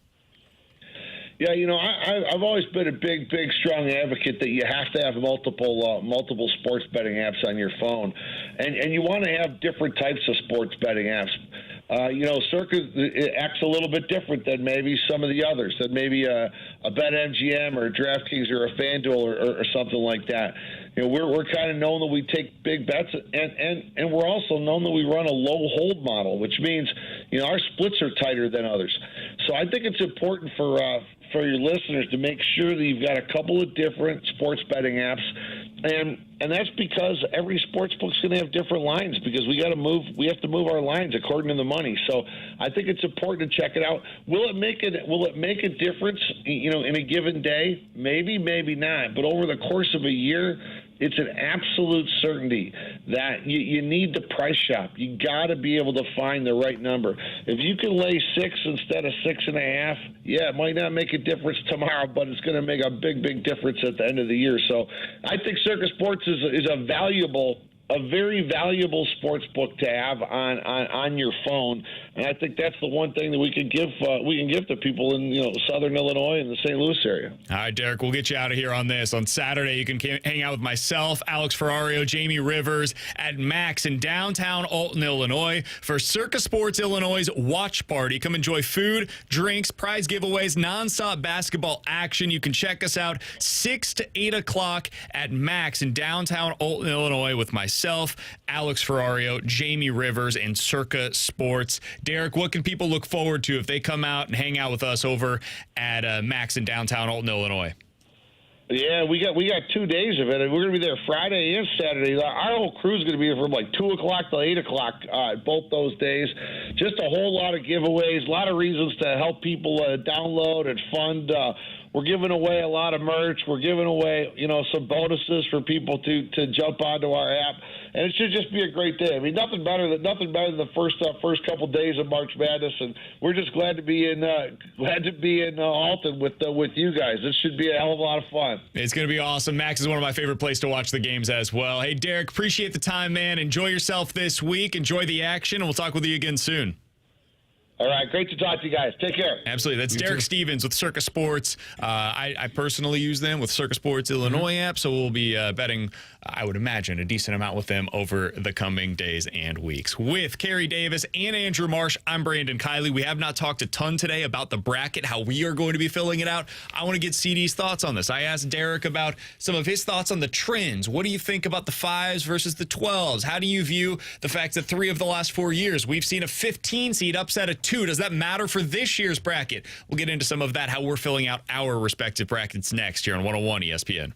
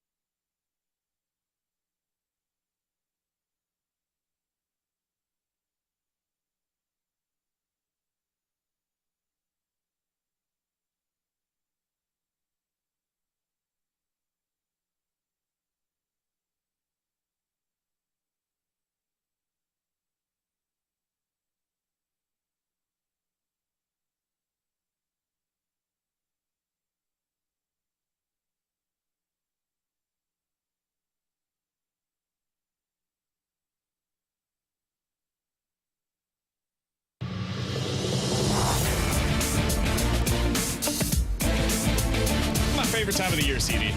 My favorite time of the year. There's nothing better than getting the bracket, filling it out, going through, finding out, okay, who are my teams this year? Because everybody's got their team. Maybe for you, it's Liberty. Maybe for you, it's, you know what? I think Robert Morris is taking down Alabama in the first round of the NCAA tournament this year. And then if that happens, guess what? You got bragging rights for the next week. Everybody's got their squad. It's such a great time of the year. And so I wanted to go through this with you. As you see the bracket and you're sitting down with it and you start going through, filling it out, deciding who you've got in the Final Four and ultimately who you have winning the national championship. What are the biggest things that you are going through to find out, okay, how am I going to fill this thing out? What are the things that you take into account? It's never going chalk. It's never, like, it's so, I just know, even when I'm filling it out and I feel like, oh, that team should beat that team, and I'm like, no, they can't. Like, it's not going to happen. Somehow, some way, a 12 is going to beat a 5. You're going to get to the second round, and 8 might beat a 1. Like, you know that at some point that the thing that you think is going to happen is not going to happen. Like, you think a team is going to run their way through, and I go to Florida. I go to Florida and UConn. UConn not having a great year, but they have won a national championship 2 times. They are a team that, playing against a team like Florida, it wouldn't surprise me. It wouldn't shock me. So whenever I'm filling out my bracket, I usually fill out 3 of them, 3 or 4. That's just, what? Yeah, I don't do I'm not you're a one bracket kind of guy. I need about 3 or 4, because one of them, I'm always going to have Illinois winning it all. Like, that's just, sure. I have to do that. Now, I can't do that on all of them because that's not rational, unless they're the number 1 seed and then they end up losing to Loyola Chicago. But that would never happen. That's right. Mizzou would never be a 2 seed and lose to Norfolk State. Never. It wouldn't happen. Never happen. Right. So I make one of the brackets that. And then I do have one bracket where I do pick, the higher seed, generally speaking. I might end up with a 4 beating a 1 once we get to that point. And then I go with kind of chaos. Like, all upsets that you can think of, things that you don't think should happen but do happen. You get the Florida Gulf Coast of the world. Sure. And what was the Shaheen Holloway? What was his team that he was? St. Peter's. Yeah, St. Peter's. Like, you get those. Like, who the hell knew where St. Peter's was prior to down that? The road. No, not that one. I've got one right down the street from me. St. Peter's out in St. Charles. See? No, not that one. Not the one? Nah, not that one. So, it's always, for me, it's fun, though. It's fine. It's fun picking out, who you think is going to win, and then picking your champion. And hopefully you at least get some of the teams in your final Final Four, Elite 8, Sweet 16. If you get when you don't, you throw the bracket out and you say, I'm rooting for chaos now. That's what we all do, right? Yes. To your point on that chaos, at least one double-digit seed has advanced to the Sweet 16 in each of the past 16 tournaments. So if you're filling out a bracket and you do not have a single double-digit seed making it to the Sweet 16, odds are you're doing it incorrectly. At least one team seeded 11 has made it to the Sweet 16 in 8 of the past 10 tournaments. So we need to pick an 11 seed. Find yourself an 11 seed and make sure that you're not picking Drake. Wow. This is the bad news for us. Is it Drake? There is a literally 50-50 shot, if this trend continues, CD, that one of our teams, it could be. It's at their expense. What about VCU over BYU? I think to me that's the one I've got. The one that, so I saw this on College Basketball Report on X. 96% of national champions since 2001 have had a top 21 Ken Pom offense pre-tournament, and 91% of national champions since 2001 have had a top 31 Ken Pom defense pre-tournament. That would lead us to having 8 teams that could, based on these numbers, win the national championship. Who are the 8? Who are the 8 teams that, if you're listening in the audience right now, you could legitimately have as a national title contender? Houston, Tennessee, Duke, Gonzaga, Iowa. Gonzaga? What? Gonzaga. Interesting. Iowa State, Florida, Auburn, and Wisconsin. All right, I'm going to make some addendums on this. Gonzaga's not eligible. They're done. Oh, wow. I'm writing them off. Gonzaga's not winning the title. Okay. He just scratched them off then. They're done. They have not played they haven't beat tough enough teams on their schedule this year. So I'm crossing them off. Iowa State has 3 guys out for the tournament. I'm crossing them off on this list as well. So you have to cross off either, Houston or Gonzaga, because those 2 teams, if they were to win in their first round, they would play each other. Oh, there you go. See, So, I'm and crossing, you're crossing off Gonzaga Yep. regardless. So, but I mean, for me, I look at this list and I'm like, yeah, I see it. Yeah. I mean, you've got, 3 number 1 seeds here? Or 2 number 1 seeds, 3, all of the number 1 seeds. Mm-hmm. And then Tennessee, and who was the last team? Wisconsin. Wisconsin's a trendy pick. People like Wisconsin. I like John Tanji because he was a Tiger, and then he wasn't a Tiger anymore because he was hurt, and then he decided to go to Wisconsin. But that is an interesting one. They're the best free throw shooting team in the country, and you know this time of the year that's something that matters. What do you think about St. John's? Have you thought about them much? I have, actually. I'm glad you asked this, CD. So the trend that's been recent, and I mean really recent, is that 3 of the last 4 years you've seen a number 2 seed lose in the first round. Mm-hmm.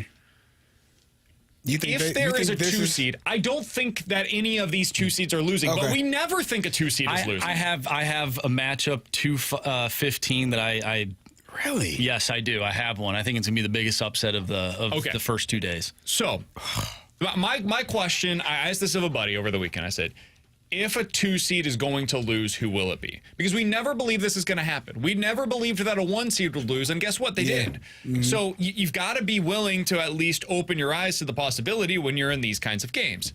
If a 2 seed is going to lose, CD, I think it will be St. John's. Not because I think they're a bad team. I think they're an excellent basketball team, and I also wouldn't be surprised if they're in the Final Four.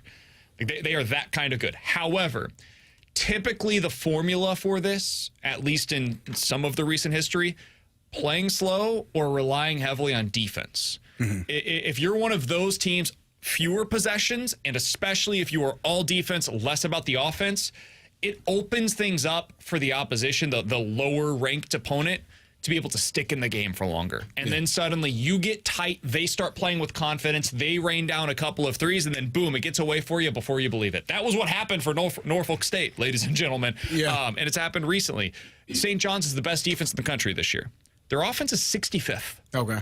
So that to me is why I would have them as the team. They're also a terrible three-point shooting team.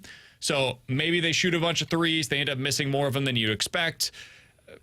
Nebraska-Omaha hits some more threes than you'd expect, and they end up winning the game. It'll surprise everybody, but all of these surprise us. I wouldn't. Which team do you have, Mark? So I have the Bryant Bulldogs defeating the Michigan State Spartans, led by Earl Timberlake, who was a Miami Hurricane and a Memphis Tiger. He is now with the Bryant Bulldogs. I think Bryant shoots better from the three-point arc against Michigan State, and I think they rebound better, and I think they end up winning. That was not the way I thought you were going. I didn't know where you were going, but I didn't think it would be Michigan State. Well, I got to pick one, so that's that. I'm riding with that one. 2-15? No. The 3-14 line is typically where these things really get interesting, is where like, okay, the odds of you hitting on that 2 versus the 15, pretty damn low. Yeah. 3-14 starts getting interesting, and 5-12 is the classic, right? You get the at-large team that's a 12 a lot of the time. I think the 6-11 has turned into the 5-12. I was watching Selection Sunday, and they broke it down in terms of the percentages, and I think that's at 50% right now. Yeah.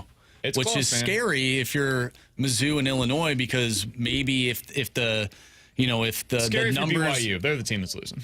That's fair. I agree. And then it's scary for who's the other 6 seed that has to wait? Ole Miss. Ole Miss. All right, we'll pick them then. There you go. So I was talking to you guys about this during the break. I like using the Vegas odds as an example of like how likely is something to happen, right?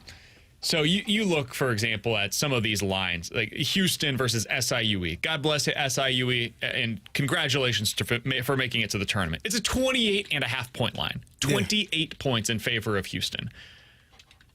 Purdue is a 4 seed. They're going up against High Point, and I would say like 80% of our fan base or our listening audience right now probably doesn't know where High Point is located. I don't. That's fine.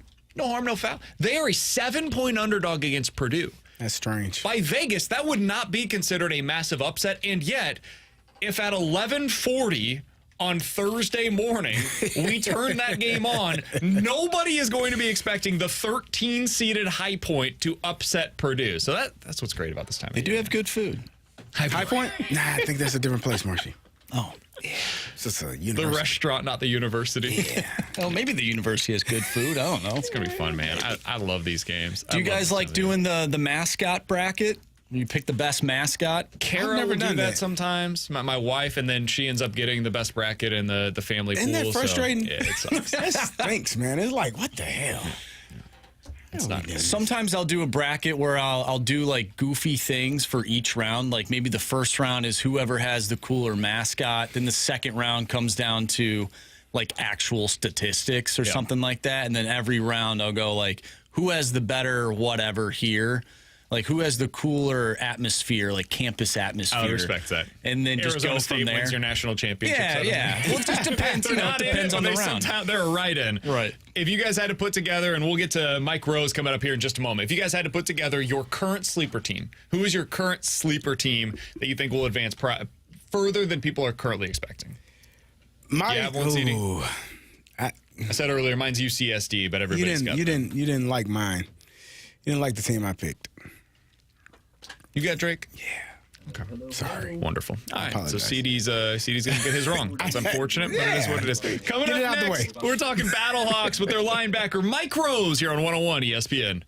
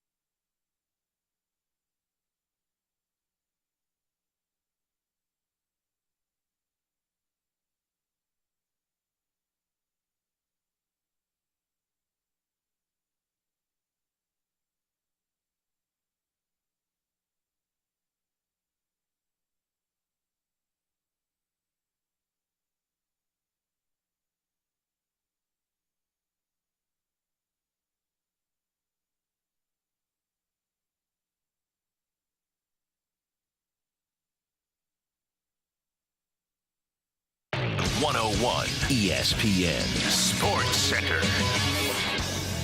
I'm Andrew Marsh. It's time for a Sports Center update brought to you by Saliga Heating and Cooling. The Blues take on the Nashville Predators tomorrow night. You can listen to that game right here on 101 ESPN. Pregame starts at 6. Puck drop is at 7. If you missed anything from today's show, make sure you go to 101ESPN.com or check out the free Dobbs Tire and Auto Center's 101 ESPN mobile app. Just head to the podcast page, and you'll find all of our interviews and full shows there. That's all brought to you by the Schaefer Door Company. Speaking of interviews, we are going to be joined by Battlehawks linebacker Mike Rose, so stay tuned. That's coming your way next, right here in the Fast Lane. I'm Andrew Marsh, and the Sports Center update is brought to you by Saliga Heating and Cooling, an independent American Standard heating and air conditioning dealer.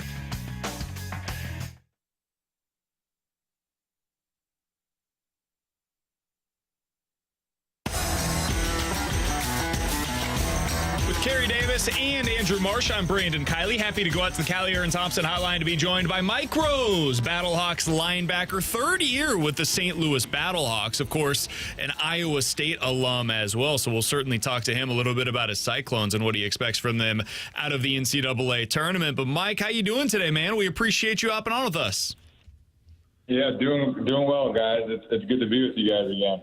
Absolutely. So, Mike, what's this time of the year like for you, both in terms of the professional side of things with you back in camp with the Battlehawks, but also on a personal note, I would assume you're watching your Iowa State Cyclones. They've got some injuries that they got to deal with, but they got Lipscomb coming up later this week as well. Yeah, it's definitely a cool little time of the year. You know, camp's definitely a grind, and, you know, it's been going well. I'm excited to be able to watch the clones and see what they can do in the tournament. But it's definitely the past couple months now, I feel like we've been dealing with a lot of injuries. So I think we can go on a run here.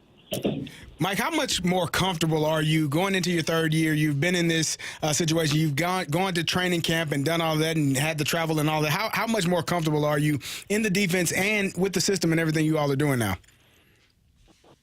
Yeah, I mean, I think the biggest difference I felt was in year 2, just being in the same system. But I think that even grows in year 3, you know, just being able to focus on, you know, instead of swimming in a playbook, just really work on, you know, your games, you know, see how offenses are trying to, you know, get to the defense and, you know, being able to tune into different things that, you know, I wasn't able to do in the first couple of years. Now, each offseason, I would make a plan of what I wanted to get better at, what I wanted to do come training camp. What are some of the things that you noticed from your game last year that you want to improve on to help your defense be better this season? Yeah, I think the biggest thing is just, you know, always coming downhill, especially, you know, at the top of my, you know, zone drops, just being explosive. You know, always having my weight forward and being always ready to make a play. And I think, too, another emphasis is just having violent hands always and, you know, being able to get the hands on and disengage violently quickly. But I would say those are the two biggest things for me right now. Carey Davis is a fullback. He just lit up, as you said, violent hands. Yeah. Put your hands on people. And my job is get your damn hands off of me. I know. I wish we had a little more fullback action in this league. You know, it's a little spread. See, the fullback linebacker, we have an understanding. In times during training camp, we would have what we call brother-in-law. That's where Mike would be the linebacker, I would be the fullback. We got an ISO play call. We've been doing this for a couple of weeks now, and I say, Mike, hey, we understand, right? We got an agreement. So we'll run into each other full speed, give and then go our separate ways. It's not real contact. It sounds loud. It's just the just and everybody goes their separate way. Good job, offense. Good job, defense. Good job, Mike. Thank you. Appreciate you. Yeah, we know. I'm cool with our tight end, Jake Sutherland. I mean, you know, I like to remind him here and there that, you know, I still can get him whenever I want to. Yeah. But, you know, there's a little bit of that going on. Every now and then. Mike, we're seeing a little bit of a resurgence for the running game in the NFL. Do you think is that going to trickle down into the XFL, in your opinion? You know, I think it has a little bit. I mean, I guess we'll see, you know, what kind of schemes, you know, people are going to try to approach with this year. I mean, I can't speak on it like too much, but I think, we could also have some of that on our team. But it is great watching. I mean, I love watching offenses. I like when teams get in 13 personnel or even 12, 21 because, that means more linebackers on the field. I think in year one a lot with the battle, like we were in dime a lot. So, we'd only have one backer on the field. But I think it did go a little more run heavy in year two. And, I mean, being a linebacker, you hope it does even more in year three. Yeah, linebackers don't like to play in space. They like to play in the box and come down and hit people and have violent hands, like you said. Mike, I wanted to ask you, and I don't know how much you all notice it or how different it is for you on that side of the ball, but have you noticed any changes with the difference of quarterbacks? A.J. McCarron no longer on the roster. You all are in a transition at that position. Is that vastly different with the training camp now than it was in the past couple of years? Yeah, I mean, training camp's definitely a different look. I mean, we got a little bit of it with Manny last year, some of the backups. So, you always see it, but it's honestly been good for our defense just because the whole league, almost every week you're facing a guy that, can go behind center. So it's definitely, it's nice that we can shift our mindset a lot to, what we're going to see. So we're just getting a lot of good reps at it now. And, and especially up front, if you're blitzing, you got to compress the pocket, can't get upfield. You got to keep these guys in there because they can go. We're talking to Mike Rose, linebacker for your St. Louis Battlehawks here on 101 ESPN. Mike, for the Battlehawks fans that are listening right now, who's a guy that has stood out to you thus far in camp on the defensive side of the ball? I think a lot. But if I had to say off the top of my head, Q Cole, he's coming in year two for us. He's a safety who just loves to get downhill, and being a linebacker guy, you love to see that out of the secondary guys. But I would say also we got Nate Meters and Lucas Dennis back. They were with us year one, and I think they were. Yeah, they stayed in the league for all the way up until this camp. So, they've come back better. And, those are two other guys that just love to play downhill. And, especially if we're in nickel a lot, both of those guys can play nickel and, help us linebackers out in the box. So I would say those three guys. I think we're much improved in the secondary for sure. Now, Mike, you talked about the quarterback play on your team, and I know you can't tell me who you think is going to be the starting quarterback. We've had all three of those guys on with us, really great guys. I will ask you, which one of those guys give you the most trouble on your defense? It's kind of hard to say. I just think it's honestly, it depends on the day. So, I'll just leave that at that there. Good answer. You're a veteran, Mike. You're a veteran. I tried to go a roundabout way. You got Year me. one, man, maybe you would have had him. Year two, probably not. Year three, no chance with Mike Rose. Yeah. All right, Mike, last question that I've got for you. I mentioned at the beginning of this, your Iowa State Cyclones, you've got some injuries, but you've got the tournament coming up. Are you somebody that fills out a bracket? Are you somebody that gets in there? You're trying to find who your sleeper teams are going to be? My guy CD over here fills out 3 or 4 different ones, depending on if he's going to go with his heart, with the Illini, or all of the chaos that could happen, and then maybe one that's maybe the more realistic one. How are you approaching your bracket this time of the year? I'm honestly the type of guy that, I'll do one. I'll probably do 2. I'll do one with the clones going all the way. And then the other one, you guys are going to hate to hear this, but I'm a randomized guy. I think that has a better shot than what I have to give to the bracket. We've all got our method, right? Everybody's got the method to the madness. My wife goes with, sometimes some years she'll go with the mascots. Some years she'll just go with, hey, which of these teams have I never heard of that I think has a really cool name? And that tends to work better than what I do. So, everybody does their own thing. Yeah, no, for sure. Hey, Mike, we appreciate the time, man. Thanks so much for hopping on with us today. We're wishing you guys nothing but the best, continued success, continued health through camp, and we'll see you soon, man. Yes, sir. Thank you guys so much for having me on. You have a good one. Thanks, you too. It's Mike Rose, linebacker for the St. Louis Battlehawks, joining us here on 101 ESPN. CD has never been happier than hearing a linebacker on the radio say violent hands. Violent hands. There's something about, man, when you just you run into people, it's not something I get to do anymore. Like, I just run into somebody just because, like, just hit him as hard as, like, it's illegal. If like, I picked this hat up, I think it would be well, your yeah, one. our form tackle, we've talked about it. We made a conscious decision that we were not going to touch the hat during the fast lane. I don't know pretty that much ever we again. made the decision. I think you made the we decision. agreed. If you put that hat on, I think the next 5 seconds would be you going through that window. I don't think it would take that long, but yes, I do agree. It would go in poorly for me. Oh, man. CD and Jamie are the two guys here that I think would legitimately have the ability to snap me in half. We're nice guys.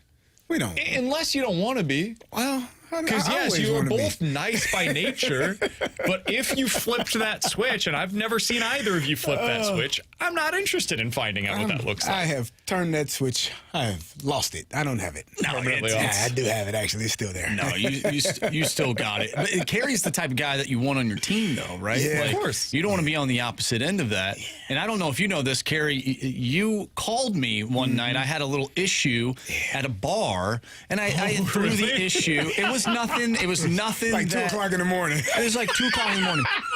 It was not like a fist fight issue. It was just like a, hey, like you're being disrespectful type thing. Sure. And I threw the situation at the guys in the group chat.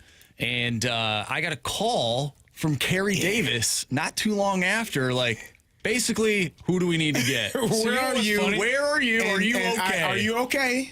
Where are you? And do I need to get out of bed and come to where you are? You guys have 3 different people on this show with Marshy. Like, Jamie's the one that gets you into that situation. Yeah. Carey's the one that gets you out of the situation by finding a way. And then Stalter's the one that hides the body. True. You guys have the perfect mixture here. I would argue one of the bigger ish talkers on this show is Anthony Stalter. Yep. I would argue that he would be the one to get us in the mix. Ooh, good call. Based Especially on for a saying couple of something. Whiskey pops, Yeah. whiskey sodas. Oh, yeah. Yeah, probably. That's a good call. Yeah. But I feel like he would also be a good one to bury the body. Yeah. In fact, he might be all 3 of these things. All right, coming up next, what we learned, 3 stars of the day. We'll finish things up here on the Fast Lane on 101 ESPN.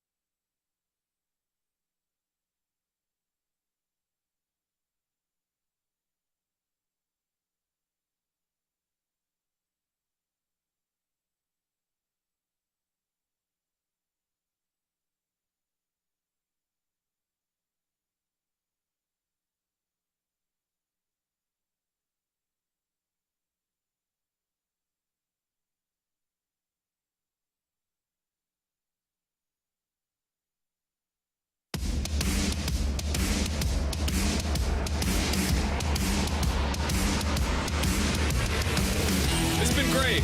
Good to hang out with you guys for a few hours here on the Fast Lane. I'll be back in with BK and Ferrario tomorrow with Carey and Marshy. I'm BK.